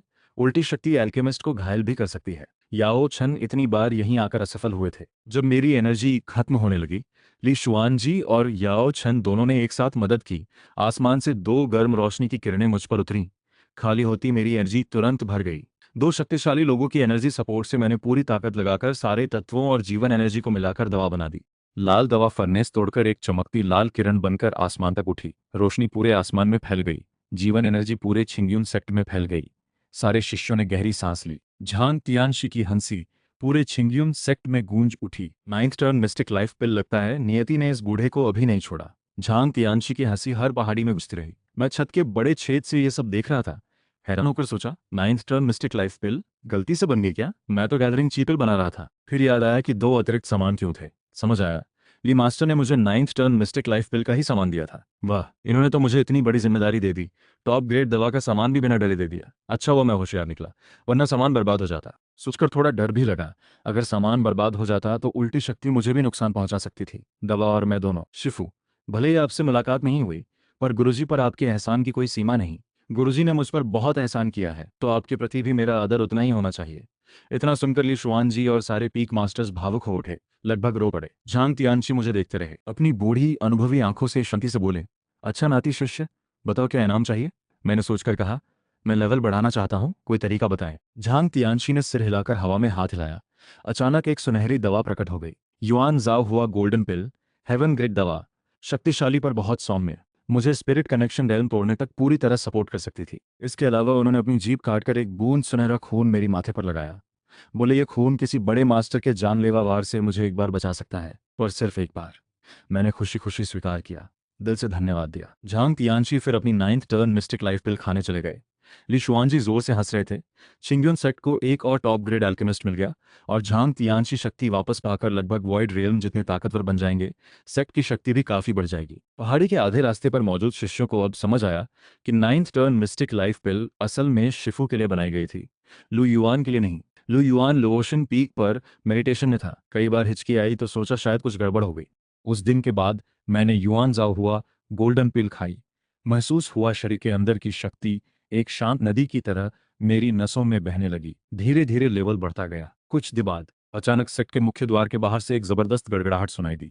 पूरा छिंग्युन सेक्ट जोर से कांप उठा। मेज पर रखा शराब का बर्तन गिर गया। शराब जमीन पर बिखर गई। दूर के कुछ छोटे पहाड़ों से पत्थर गिरने लगे। धूल उड़ने लगी। मैं और लू युआन एक साथ सिर उठाकर देखा। सेक्ट के आसमान में एक काली स्याही जैसी दरार फट रही थी। दरार शुरू में बस 1 इंच लंबी थी, पर आंखों के सामने ही तेजी से बड़ी होती गई, जैसे कोई भयानक चीज दूसरी तरफ से जोर लगाकर उसे फाड़ रही हो। दरार से गाढ़ा ठोस जैसा दिखने वाला डेमोनिक एनर्जी निकलने लगा। हजारों काले सांपों की तरह चारों तरफ फैलने लगा। जहां जहां ये एनर्जी पहुंचती, फूल पौधे मुरझा जाते, स्पिरिट एनर्जी पूरी तरह सोख ली जाती। हवा में भी सड़न जैसी तेज और शुभ नहीं थी, बल्कि तेज और डरावनी, जैसे कोई खतरे की घंटी बज रही हो। 1 2 3 पूरी 9 बार घंटी बजी। छिंग्युन सेक्ट बनने के बाद से आज तक ये घंटी 9 बार सिर्फ एक बार बजी थी, 10,000 साल पहले, जब ग्रैंड एंसेस्टर ने राक्षसों डीमन रेस के हमले को रोका था। लू युआन का चेहरा एकदम सफेद पड़ गया। मेरा भी दिल बैठ गया। 10,000 साल पहले ग्रैंड एंसेस्टर ने डीमन रेस को रोका था। ये कहानी मैंने सेक्ट की किताबों में पढ़ी थी। वो लड़ाई बहुत भयानक थी। ग्रैंड एंसेस्टर ने अकेले ही डीमन रेस की पूरी सेना को पीछे धकेल दिया था। आखिर में वो खुद भी गायब हो गए थे। पर अब तो ग्रैंड एंसेस्टर यहाँ नहीं है। अब डीमन रेस को कौन रोकेगा? अगर डीमन रेस हमला कर रही है तो सेक्ट के हर पहाड़ से लोग तेजी से उड़कर बाहर निकले। शिष्य घबराकर अपने अपने पीक्स पर फॉर्मेशन बनाने भागे। डर किसी बीमारी की तरह पूरे सेक्ट में फैल गया। बहुत सारे कम लेवल वाले शिष्यों का चेहरा सफेद पड़ गया। कुछ तो डर से जमीन पर बैठ गए। मैं उस चित्र पर सवार होकर सबसे ऊंची चोटी की तरफ उड़ा। दूर से ही देखा, सेक्ट नेता ली शुआन जी हवा में खड़े थे। चेहरे पर पहले कभी न देखी गंभीरता थी। उनके चारों तरफ सुनहरा फॉर्मेशन हल्का सा चमक रहा था। विशाल स्पिरिट एनर्जी पहाड़ों की तरह चारों तरफ फैल रही थी। 3600 पीक मास्टर्स भी उनके पीछे एक कतार में खड़े थे। सबकी एनर्जी लहरें उठ रही थीं। होंग तियानशियांग ने 8 दिशाओं का थंडर हैमर थाम रखा था। याओछन के पीछे पर्पल गोल्ड लॉकी लटकी थी। ये छिंग के हाथ में हरे पत्तों वाली तलवार चमक रही थी। साफ तौर पर दिख रहा था कि दरार अब और बड़ी हो रही है। दरार लगातार बड़ी होती जा रही थी, जैसे कोई चीज किसी दूसरी दुनिया से दबाव डालकर बाहर आने की कोशिश करी हो। आखिरकार दरार से धीरे धीरे एक साया बाहर निकला।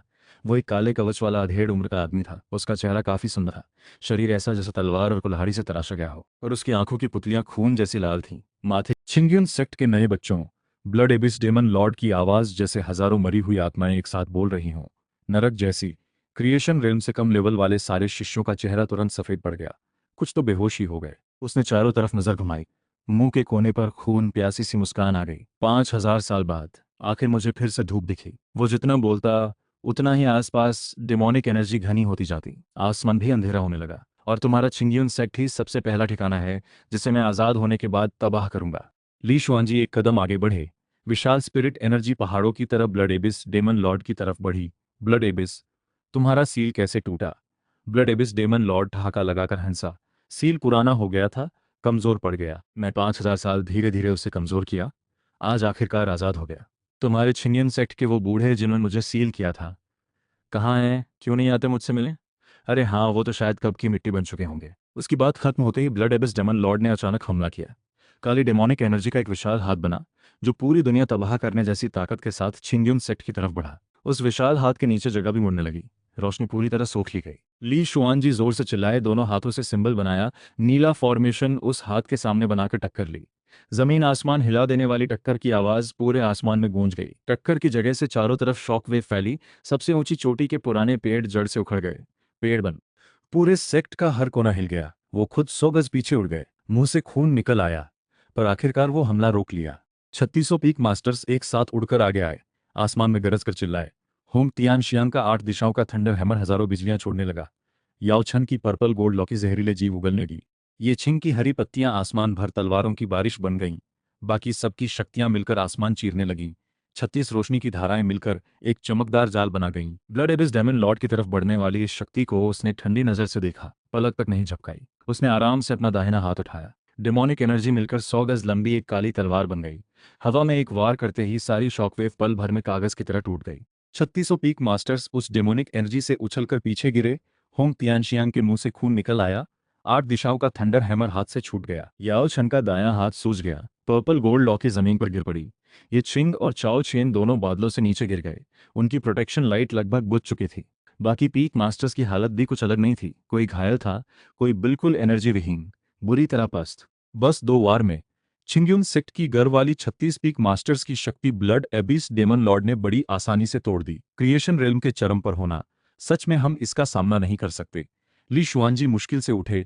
चेहरा राख जैसा सफेद पड़ चुका था, और ब्लड एबिस डेमन लॉर्ड और उनके बीच का फर्क आसमान जमीन जितना था। वो क्रिएशन रेल्म के चरम पर था, वॉइड रेल्म से बस आधा कदम दूर। तभी दूर किसी गुमनाम चोटी से एक बूढ़ा साया उड़ता हुआ आया। झांग तियानशी। उन्हें 9th टर्न मिस्टिक लाइफ पिल खाए अभी बस कुछ ही दिन हुए थे। ताकत पहले से ज्यादा तो थी, पर पूरी तरह ठीक होने में अभी वक्त लगता। पर अब सोचने का वक्त नहीं था। सेक्ट खतरे में थी। झांग तियानशी ने हमला किया तो सीधे बिजली जैसा, हथेली में सुनहरी बिजली की गेंद बनाकर तबाही की ताकत के साथ ब्लड एबिस डेमन लॉर्ड की तरफ फेंकी। ब्लड एबिस डेमन लॉर्ड ने आखिरकार उन्हें ध्यान से देखा। तुम तो मरने वाले थे ना, अभी भी इतनी ताकत बची है। ब्लड एबिस डेमन लॉर्ड ने और ताकत लगाई। झांग तियानशी की सुनहरी बिजली की गेंद में दरारें पड़ने लगी। वो पीछे हटने लगे। मुंह से खून बहने लगा। ब्लड एबिस डेमन लॉर्ड ने पूरी ताकत से अपना डेमोनिक वेपन को एक गरजते हुए डेमन ड्रैगन में बदला। वो ड्रैगन दहाड़ते हुए झांग तियानशी पर टूट पड़ा। झांग तियानशी ने पूरी ताकत लगाई, पर अभी अभी जान बचाई थी, ज्यादा ताकत नहीं थी। डीमन ड्रैगन ने उनकी रक्षा तोड़ दी। जबरदस्त झटके से वो एक घुटने पर गिर गए। मुंह से खून की धार निकल आई। सुनहरी बिजली की गेंद बिखर गई। चेहरा कागज जैसा सफेद पड़ गया। सेक्ट नेता ली शुआनजी और याओ छन दोनों चीख उठे। आगे बढ़ना चाहते थे, पर घायल शरीर से चल पाना मुश्किल था। याओ छन तो हाथ उठाने की भी हिम्मत नहीं जुटा पा रहे थे।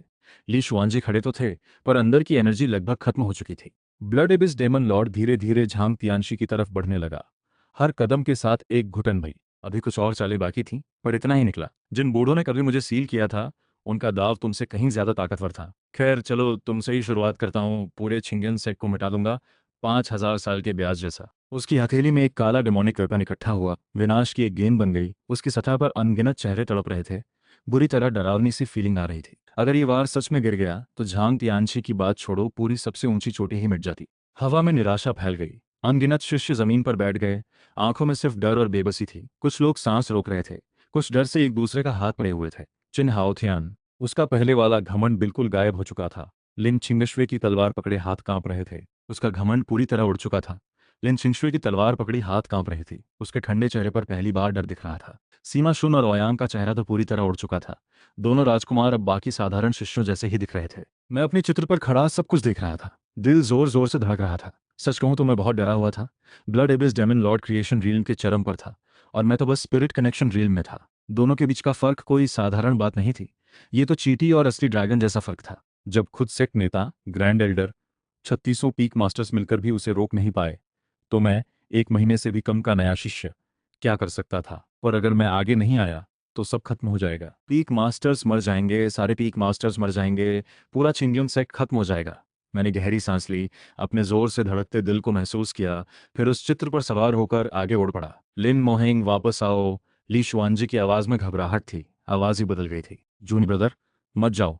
नीचे खड़ा लू युआन बेचैन होकर उछल पड़ा। लिन मोहेंग, यहां तक कि लिन छिंगशुए भी चिल्ला पड़ी। पहली बार मैंने उसकी आवाज में घबराहट सुनी। मैंने आंसर करने का नाटक किया, सीधे ब्लड एबिस डेमन लॉर्ड और झांग तियानशी के बीच जाकर उतर गया। उसकी खून जैसी लाल आंखों के सामने खड़े होकर मैंने खुद को संभालने की कोशिश की।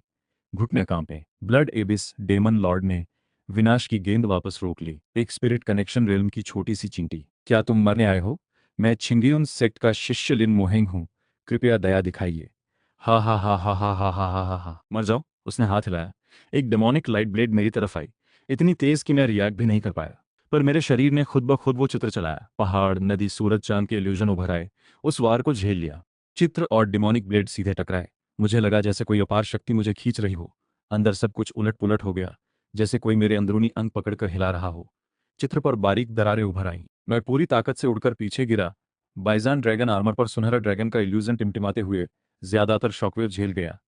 फिर भी जमीन पर गिरते ही एक बड़ा गड्ढा बन गया। मुंह में खून का स्वाद भर गया। ये तो ब्लड एड्स डेमन लॉर्ड का बस हल्का सा वार था। पर मैं फिर भी गड्ढे से उठ खड़ा हुआ। हर हड्डी दर्द से चिल्ला रही थी। मुंह में खून का तीखा स्वाद था। पर मैं फिर भी खड़ा हुआ, क्योंकि मेरे पीछे झांग तियानशी थे, सेक्ट नेता थे, सारे पीक मास्टर्स थे, पूरा छिंगियोन सेक्ट था। अगर मैं गिर गया तो कोई उनके सामने खड़ा नहीं रहेगा।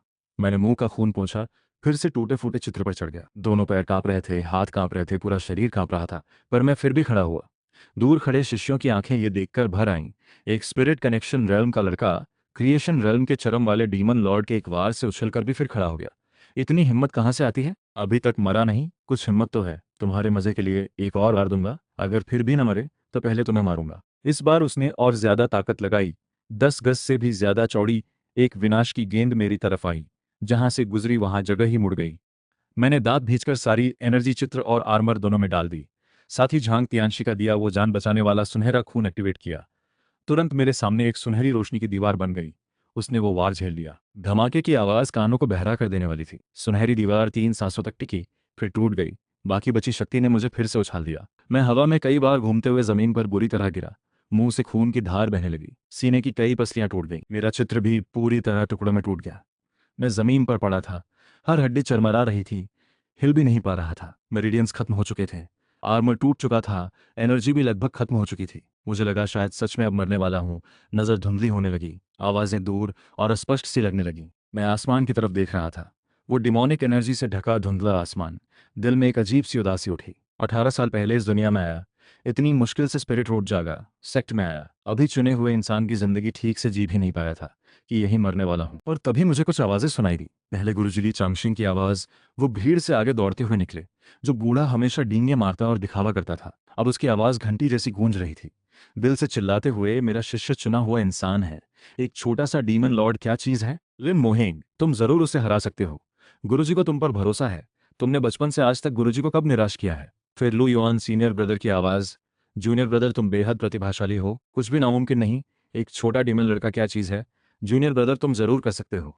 फिर होंग तियानशियांग जमीन थपथपाते हुए गरजती आवाज में चिल्लाए, लिन मोहेंग इस बूढ़े का देखा सबसे शक्तिशाली टैलेंट है। उसके अंदर जरूर कोई चमत्कार बचा है। जरूर है। नहीं हो सकता क्या? क्या सच में कुछ ऐसा है जो एक गॉडली ग्रेट स्पिरिट रूट वाले टैलेंट के लिए नामुमकिन हो? उसने तो हेवन ट्रिबुलेशन भी पार कर ली। अब क्या नहीं कर सकता? सिर्फ स्पिरिट कनेक्शन रैल्म में ही प्राइमोडियल स्पिरिट के चरम को पीछे धकेल दिया। शायद लेवल्स लांग कर क्रिएशन रैल्म के मास्टर को भी हरा दे। यहां तक कि झांग तियानशी भी शरीर संभाल कर उठे। उनकी कमजोर पर अनुभवी आवाज में कहा, चुना हुआ इंसान सच में असाधारण है। इस बूढ़े को तुम पर भरोसा है। आखिर में सेक्ट नेता ली शुआनजी घायल शरीर से खड़े हुए। वो छिंग्युन सेक्ट को संभालने वाला क्रिएशन रेल्म का शक्तिशाली इंसान, पर उनकी नजरें पहले कभी इतनी दृढ़ नहीं थी। सेक्ट नेता के रुतबे से जमीन पर पड़े मुझे देखकर जोर से चिल्लाए, लिन मोहेंग, तुम छिंगयुन सेक्ट के हजारों साल में एक बार आने वाले चुने हुए इंसान हो। तुम्हें तो शून्य को चीरना ही है। एक छोटा सा डीमन लॉर्ड तुम्हारा मुकाबला करने लायक भी नहीं है। गुरुजी को तुम पर भरोसा है। एक ही बार में ये आखिरी बात जैसे एक चाबी बनकर मेरे अंदर कभी न खुला दरवाजा खोल गई। वो जानी पहचानी फीलिंग फिर आई। मेरे पेट में अचानक धमाका हुआ। स्पिरिट रूट जागने से 10 गुना ज्यादा तेज, गॉडली ग्रेट स्पिरिट रूट जागने से 100 गुना ज्यादा तेज। एक अनजानी शक्ति पेट की गहराई से बाहर की तरफ फूट पड़ी। ये कोई हल्की धारा नहीं थी, बल्कि रेगिस्तान में बाढ़ जैसी, ज्वालामुखी के फटने जैसी। ये शक्ति पल भर में मेरे पूरे शरीर में भर गई। शरीर के हर हिस्से में बहने लगी, हर मेरिडियन से गुजरी, हर हड्डी से बहती हुई खत्म हो चुकी एनर्जी फिर से भर गई। टूटे हुए मेरिडियंस खुद ब खुद ठीक होने लगे। टूटी हुई पसलियां भी चरचराते हुए जुड़ने लगी। मैं जमीन से हवा में उड़ गया। शरीर से सुनहरी रोशनी फैलने लगी। पर्पल एनर्जी पूरी शक्ति से चलने लगी, इतनी तेजी से कि मेरिडियंस गूंजने लगे। चारों तरफ एनर्जी का भंवर पागलों की तरह घूमने लगा। दूर दूर तक की सारी स्पिरिट एनर्जी मेरी तरफ खींचने लगी। 3000 मील तक पर्पल एनर्जी फिर से साफ बरसने लगी, सुनहरी रोशनी के साथ मिल गई। हथेली से लिटरेरी ट्रेजर्स का इल्यूजन भी। एक जलता सूरज मेरे बाएं कंधे पर टन गया। तेज धूप जैसी रोशनी के साथ एक चांद मेरे दाहिने कंधे पर आया, ठंडी शांत रोशनी के साथ। हेवन ट्रिबुलेशन का निशान माथे पर पर्पल सुनहरी रोशनी से चमक उठा। शरीर की सारी शक्तियों के साथ अजीब सा रेजोनेंस बन गया। ग्रैंड एंसेस्टर सबसे ऊंची चोटी पर पागलों की तरह ध्यान में डूबे। उनकी आवाज अब खतरे की घंटी जैसी नहीं, बल्कि जोश भरे युद्ध के ढोल जैसी थी, जैसे हजारों सैनिकों का बिगुल बज रहा हो। छिंगयुन सेक्ट के 75वें सेक्ट नेता की मूर्ति फिर कांपी। ग्रैंड एंसेस्टर की आत्मा हल्की सी दिखी, पर इस बार वो बस चुपचाप देख रहे थे। हाथ नहीं उठाया, क्योंकि उन्हें लगा अब जरूरत नहीं। ब्लड एबिस डेमन लॉर्ड की मुस्कान आखिरकार जम गई। उसका सुंदर चेहरा। पहली बार उसकी आवाज में कंपन आया, क्योंकि उसकी आवाज पहली बार कांपी, क्योंकि उसे महसूस हुआ कि सामने खड़े इस लड़के से निकल रही शक्ति क्रिएशन रैल्म के चरम को भी हल्का सा पार कर चुकी थी। मैंने अपने दोनों हाथों को देखा। इतनी शक्ति भरी हुई थी जैसे पूरी दुनिया हाथ में हो। मुझे हर किसी का विश्वास महसूस हो रहा था। गुरुजी का गर्व, लू युआंग का भरोसा, पीक मास्टर्स की उम्मीद, शिष्यों का जोश, सबका विश्वास मिलकर एक ठोस शक्ति बन गया, मेरे शरीर में भर गया। मैंने सिर उठाकर ब्लड एबिस डेमन लॉर्ड की तरफ देखा। इस वक्त मेरे दिल में कोई डर नहीं था, कोई घबराहट नहीं, बस एक हैरान करने वाला यकीन था। मैं जीत सकता हूं, नहीं जीतूंगा ही, क्योंकि सबको यकीन है मैं जीतूंगा। मैंने अपनी दोनों बाहें फैलाई, बाएं हाथ में सूरज, दाहिने हाथ में चांद थामे। सूरज, चांद, दुनिया सब मेरे कंट्रोल में तेजी से घूम रहे थे। सुनहरा ड्रैगन का इल्यूजन गरजते हुए आसमान तक उड़ा, फिर वापस नीचे आकर मेरी बाहों से लिपट गया। गर्म energy, purple energy, godly great spirit root की शक्ति, हेवन ट्रिब्यूलेशन का साथ, सारी शक्तियां इस पल पूरी तरह एक हो गईं। मेरा शरीर जैसे एक बर्तन बन गया, पूरे सेक्ट के हजारों लोगों का विश्वास और उम्मीद संभाले हुए, इन सबको दुनिया मिटाने वाली शक्ति में बदल दिया। मैंने ब्लड एबिस डेमन लॉर्ड की तरफ देखते हुए बस एक वाक्य कहा, हाथ में सूरज, चांद, तारे तोड़ने वाला, दुनिया में मेरे जैसा कोई नहीं। आवाज धीमी थी, पर हर एक कान तक साफ पहुंची, जैसे पूरी दुनिया में कोई गूंज फैल गई हो। अगले ही पल मैंने दोनों हथेलियां मिला दी। सूरज, चांद एक हुए। एक सुनहरी पर्पल रोशनी की किरण मेरी हथेली से धमाके के साथ निकली। सूरज, चांद एक हुए। रोशनी 100 गज चौड़ी, हजारों मील लंबी, दुनिया मिटाने वाली भयानक शक्ति के साथ ब्लड एबिस डेमन लॉर्ड की तरफ बढ़ी। जहां से गुजरी वहां जगह शीशे की तरह टूट गई। हवा में अनगिनत काली दरारें उभर आईं। ब्लड एबिस डेमन लॉर्ड का चेहरा बुरी तरह बदल गया। पहली बार उसके चेहरे पर डर दिखा। उसने जोर से दहाड़ा, पूरी ताकत से अपनी 5000 साल की जमा हुई डिमोनिक वेपन की शक्ति लगाकर कई परतों की रक्षा दीवार बनाई। पर सुनहरी रोशनी की किरण जहां से गुजरती, वो सारा डिमोनिक वेपन बर्फ की तरह पिघल जाता, आग में जलकर भाप बन जाता। पहली परत टूटी, 5वीं परत टूटी, 10वीं टूटी, 20वीं टूटी, 30वीं टूटी। ब्लड एबिस डेमन लॉर्ड घबराकर पीछे हट रहा था। हर कदम पर जगह टूट रही थी। नहीं, नहीं हो सकता। स्पिरिट कनेक्शन रेल में ये ताकत कैसे हो सकती है? आखिर तुम हो कौन? ब्लड एबिस डेमन लॉर्ड की डरी हुई दहाड़ भी उस सुनहरी रोशनी में समा गई। आखिरी कुछ परतें झाग की तरह टूट गईं। रोशनी की किरण उसकी सारी रक्षा को चीरकर सीधे उसके सीने में जा घुसी। एक धमाके की आवाज ने आधा आसमान हिला दिया। सुनहरी पर्पल रंग का एक बड़ा मशरूम क्लाउड आसमान तक उठा, हजारों गज ऊंचा। शॉकवेव हजारों मील तक फैली। छिंगयुन सेक्ट के दूर के पहाड़ों की चोटियां तक शॉकवेव से कट गईं। धमाके के केंद्र से स्पेस में दरारें फैलने लगीं, फिर सुनहरी पर्पल शक्ति में धीरे धीरे भर गईं। जैसे जैसे रोशनी छनती गई, सब लोग सांस रोके देखते रहे। ब्लड एबिस डेमन लॉर्ड का साया पूरी तरह गायब हो चुका था। भागा नहीं था, बल्कि पूरी तरह मिट गया था। वो काला डिमोनिक वेपन, वो खून जैसी लाल आंखें, वो घमंडी हंसी, सब कुछ उस सुनहरी रोशनी में राख होकर उड़ गया। कोई निशान तक नहीं बचा। आसमान की दरार भी उसके साथ ही धीरे धीरे बंद हो गई। वो नफरत भरा डेमोनिक वेपन घास की तरह पूरी तरह गायब हो गया। धूप फिर से लौट आई। तबाह हुए छिंगियन सेक्ट पर रोशनी बिखर गई। एक ही वार में, बस एक वार में, क्रिएशन रिल्म के चरम वाला ब्लड एबिस डेमन लॉर्ड, मेरे जैसे स्पिरिट कनेक्शन रिल्म के शिष्य के हाथों मारा गया। पूरा छिंगियन सेक्ट मौत जैसी खामोशी में डूब गया।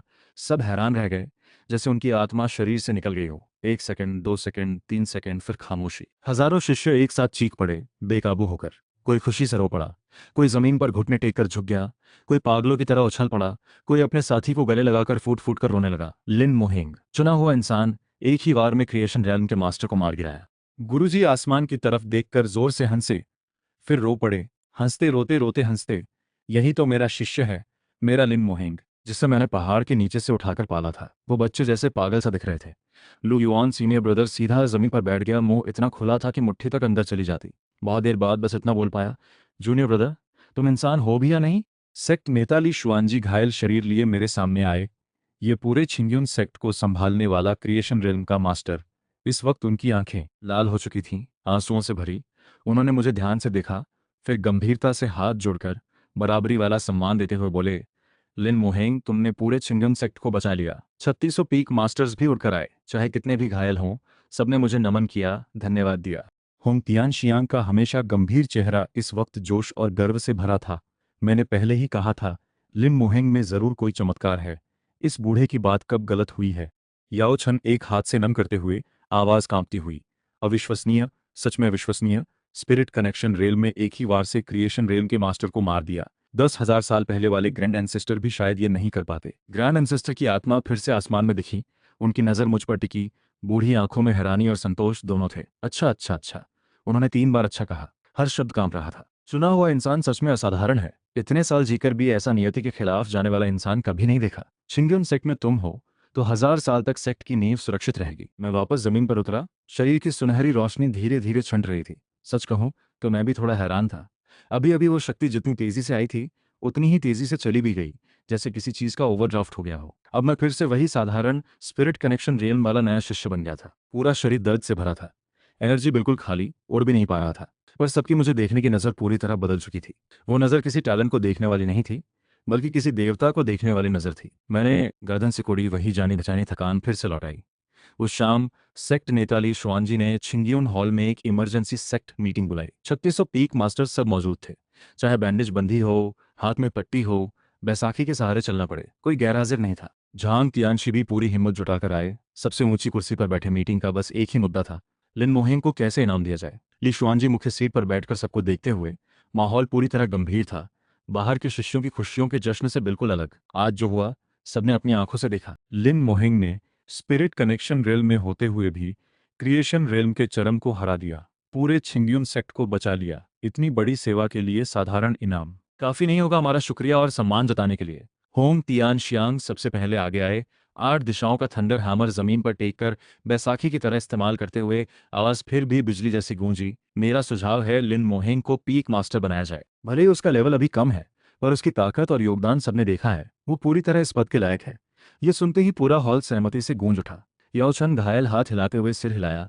सच कहूं तो अगर इसे सेक्ट नेता भी बना दे, मुझे कोई आपत्ति नहीं।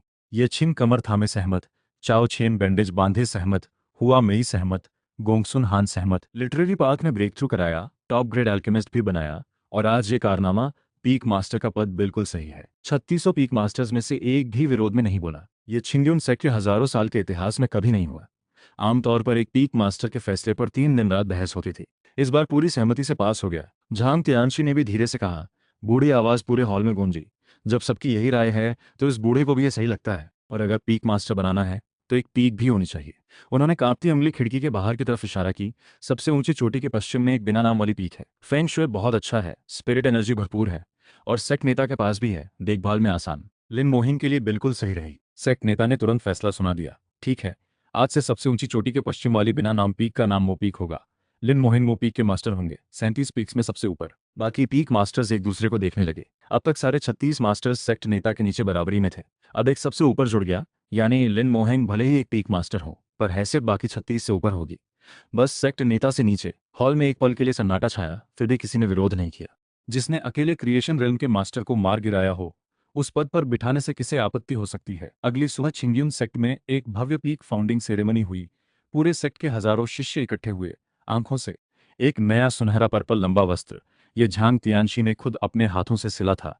कहते हैं कपड़ा 10,000 साल पुराना। कहते हैं ये कपड़ा 10,000 साल पुराना हेवनली सिल्क वो सिल्क है जिसे ग्रैंड एंसेस्टर ने छोड़ा था। तलवार भाले भी इसे नहीं काट सकते। मैंने सेक्ट नेता का दिया मोफिंग टोकन हाथ में लिया, फिर से जुड़े हुए चित्र पर सवार होकर आसमान में उड़ा। ली शुआनजी ने खुद मुझे क्राउन पहनाई। झांग तियानशी ने अपने हाथों से मो फेंग का नाम पत्थर पीक पर गाड़ा। आज से छिंग्युन सेक्ट की 37वीं पीक मो फेंग आधिकारिक रूप से खुल गई है। इसके मास्टर हैं लिन मोहिंग। ली शुआनजी की आवाज़ पूरे सेक्ट में गूंज गई। समुद्र की लहरों जैसी तालियां और नारे गूंजने लगे। शराब की धाराएं बहने लगीं। शिष्य पागलों की तरह मेरा नाम पुकारते रहे। कुछ तो खुशी से रो भी पड़े। मैं मोफेंग की चोटी पर खड़ा होकर बादलों में डूबे छिंदियन सेक्ट को देख रहा था। नीचे थी अपनी खुद की पीक। सुनहरा पर्पल वस्त्र हवा में लहरा रहा था। दूर के पहाड़ बादलों में कभी दिखते कभी छुपते। सबसे ऊंची चोटी पर ग्रैंड एंसेस्टर की मूर्ति धूप में सुनहरी पर्पल चमक बिखेर रही थी। 18 साल पहले मैं तो बस गुरुजी का पहाड़ के नीचे से उठाया हुआ बिना स्पिरिट रूट वाला एक बेकार बच्चा था। उस वक्त मेरे पास तो स्पिरिट रूट भी नहीं था। मेरे पांचों भाई मुझे बोझ समझकर तिरस्कार करते थे। किसे पता था कि 18 साल बाद वो जो कभी लोहे की घंटी तक नहीं तोड़ पाता था, आज छिंग्युन सेक्ट की 37 पीक्स का सबसे ऊंचा मास्टर बन जाएगा। अब मेरे दिन और भी व्यस्त हो गए थे। नई पीक पर सब कुछ नया था। शिष्य लेने थे, हॉल बनाने थे, फॉर्मेशन लगाने थे, प्रैक्टिस जगह बांटनी थी, और 30 से ज़्यादा रेयर ट्रेजर्स और एक पूरा पीक प्रोटेक्टिंग ग्रैंड फॉर्मेशन का नक्शा भी मिला। ली चांगशिंग भी प्रोटेक्टर्स के इलाके से चले आए। पीक के आधे रास्ते में रहने लगे। कहते थे बेटे का ख्याल रखने आए हैं, पर असल में वो पीक की स्पिरिट एनर्जी का फायदा उठाकर खुद प्रैक्टिस करना चाहते थे। यहाँ की एनर्जी डेंसिटी उनकी पहले वाली जगह से कई गुना ज़्यादा थी। मुझे भी अच्छा ही लगा। गुरुजी पास होने से छोटे मोटे काम संभालने में मदद मिलती। बाकी पीक मास्टर्स भी खुद अपने शिष्य भेजकर मदद करने लगे। आखिर मैंने पूरे सेक्ट की जान बचाई थी। ये एहसान चुकाने में सब खुश थे। कुछ ही दिनों में मोफिंग पूरी तरह बस गई। पीछे के पहाड़ पर स्पिरिट हर्ब्स भी लगा दी गईं। पहली फसल। कई शिष्यों ने खुद से मोफिंग में आने की रिक्वेस्ट की।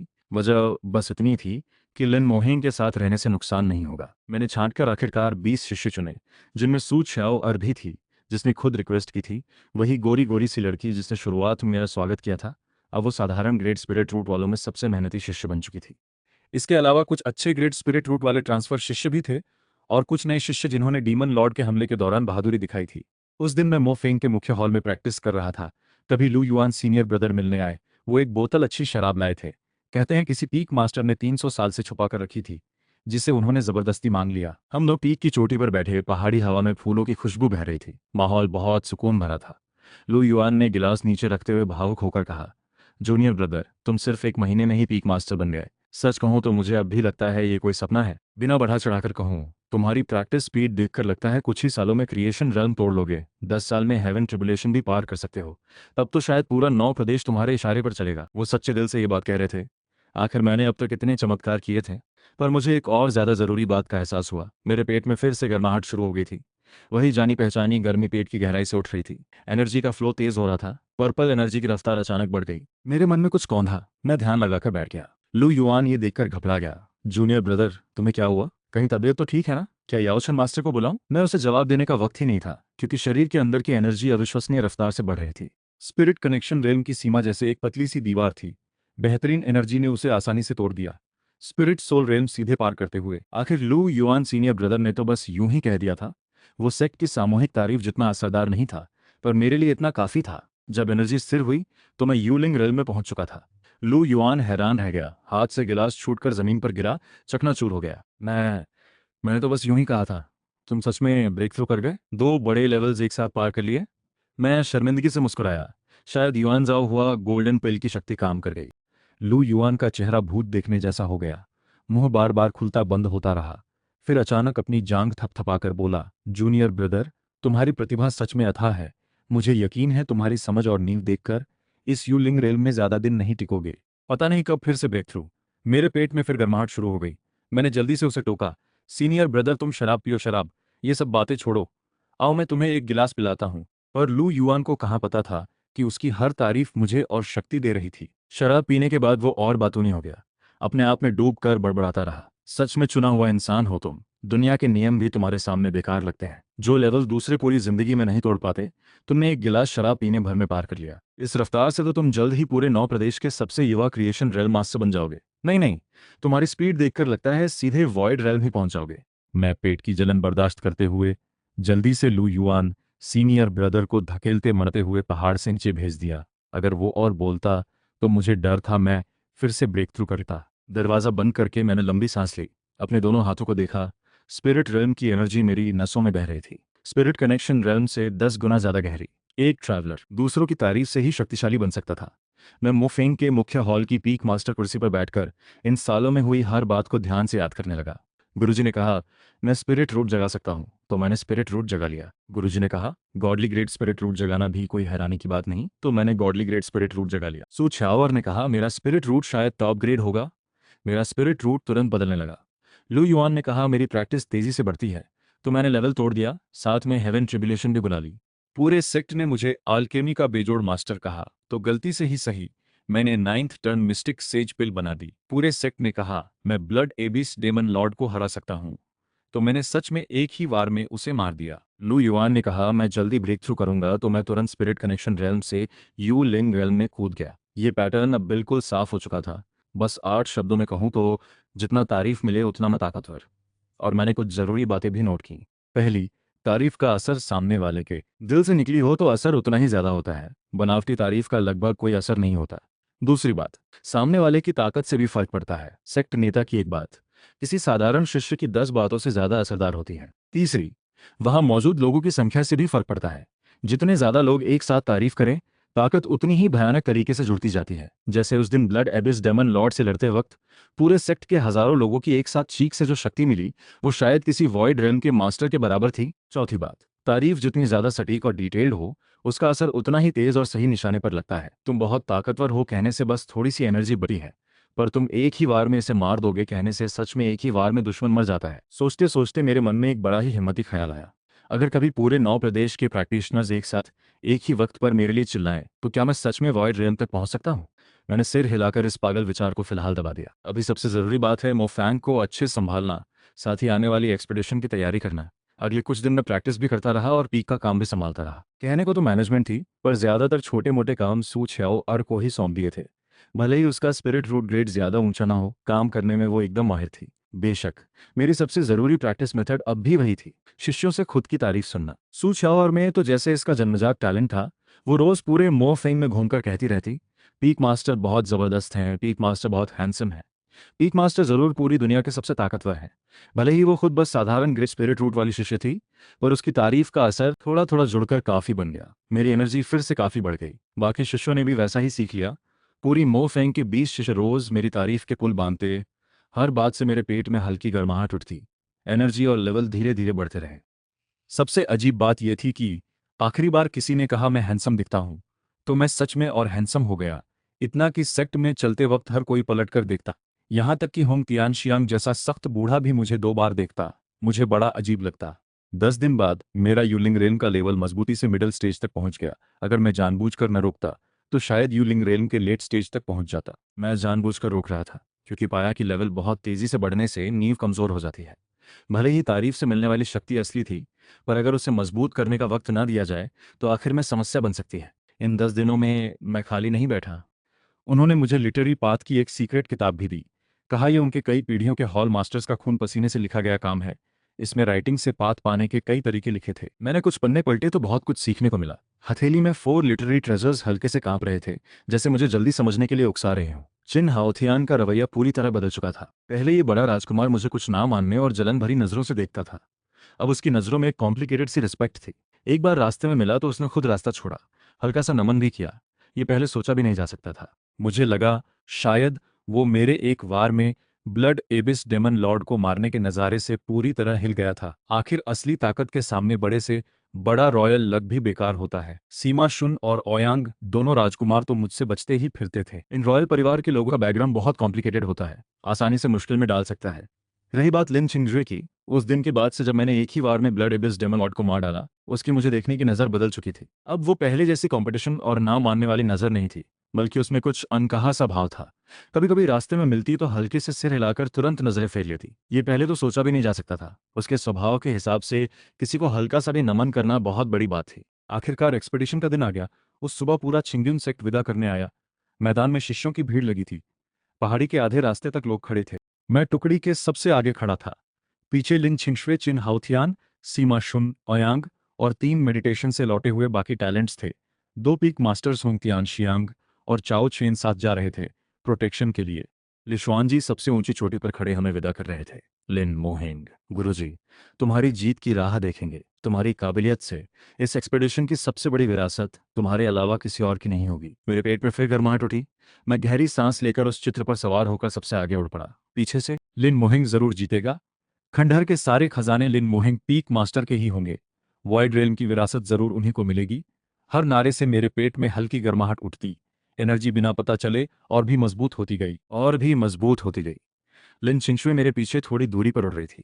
अचानक उसकी ठंडी आवाज आई, चिनियन सेट की बेइज्जती मत करना। मैंने पलटकर उसे देखा। सुबह की रोशनी में उसके ठंडे चेहरे पर हल्की सी लाली दिख रही थी। मैं मुस्कुराकर वापस सामने देखने लगा। शायद ये लिन छिंशुए के लिए अपना ख्याल रखना कहने का सबसे करीबी तरीका था। मेरे पीछे सुनहरी पर्पल रोशनी की एक लंबी लकीर आसमान चीरती हुई दूर तक फैलती गई। बादल उमड़ते, पहाड़ भव्य दिखते। बगल में होंग तियानशियांग ने अपना बड़ा हाथ हिलाया। हमारे लिए एक स्पिरिट एनर्जी का रास्ता बना दिया। टुकड़ी में चिन हाउथियान और लिन छिंशुए मेरे दाएं बाएं उड़ रहे थे। वो बात जो झांग तियानशी ने कही थी, मेरा लिन मोहिंग जरूर सुरक्षित लौटेगा और सबसे बड़ा मौका भी लेकर आएगा। उस दिन भी मेरे पेट में गर्माहट उठी। ये बूढ़ा तो विदाई में भी मुझे एनर्जी देना नहीं भूला। मैं हंसकर सिर हिलाया, रफ्तार और बढ़ा दी। सामने बादलों की गहराई में एक रहस्यमय इलाका हमारा इंतजार कर रहा था। हजारों साल पुराने वॉइड रेल्म के मास्टर की छोड़ी हुई विरासत में आखिर क्या राज छुपा है? जो भी हो, जब तक कोई मेरे साथ है, जब तक कोई मेरी तारीफ कर रहा है, मैं लिन मोहिंग कभी नहीं हारूंगा। खंडहर में जो भी मेरा इंतजार कर रहा हो, जब तक कोई साथ है, जब तक कोई मुंह खोलकर तारीफ करे, मैं लिन मोहिंग कभी नहीं हारूंगा, क्योंकि इस दुनिया में मेरी तारीफ करने वालों की कभी कमी नहीं होगी। और जब तक लोग तारीफ करते रहेंगे, मैं और ताकतवर बनता रहूंगा, अजय बनने तक। ये तो अभी बस शुरुआत है।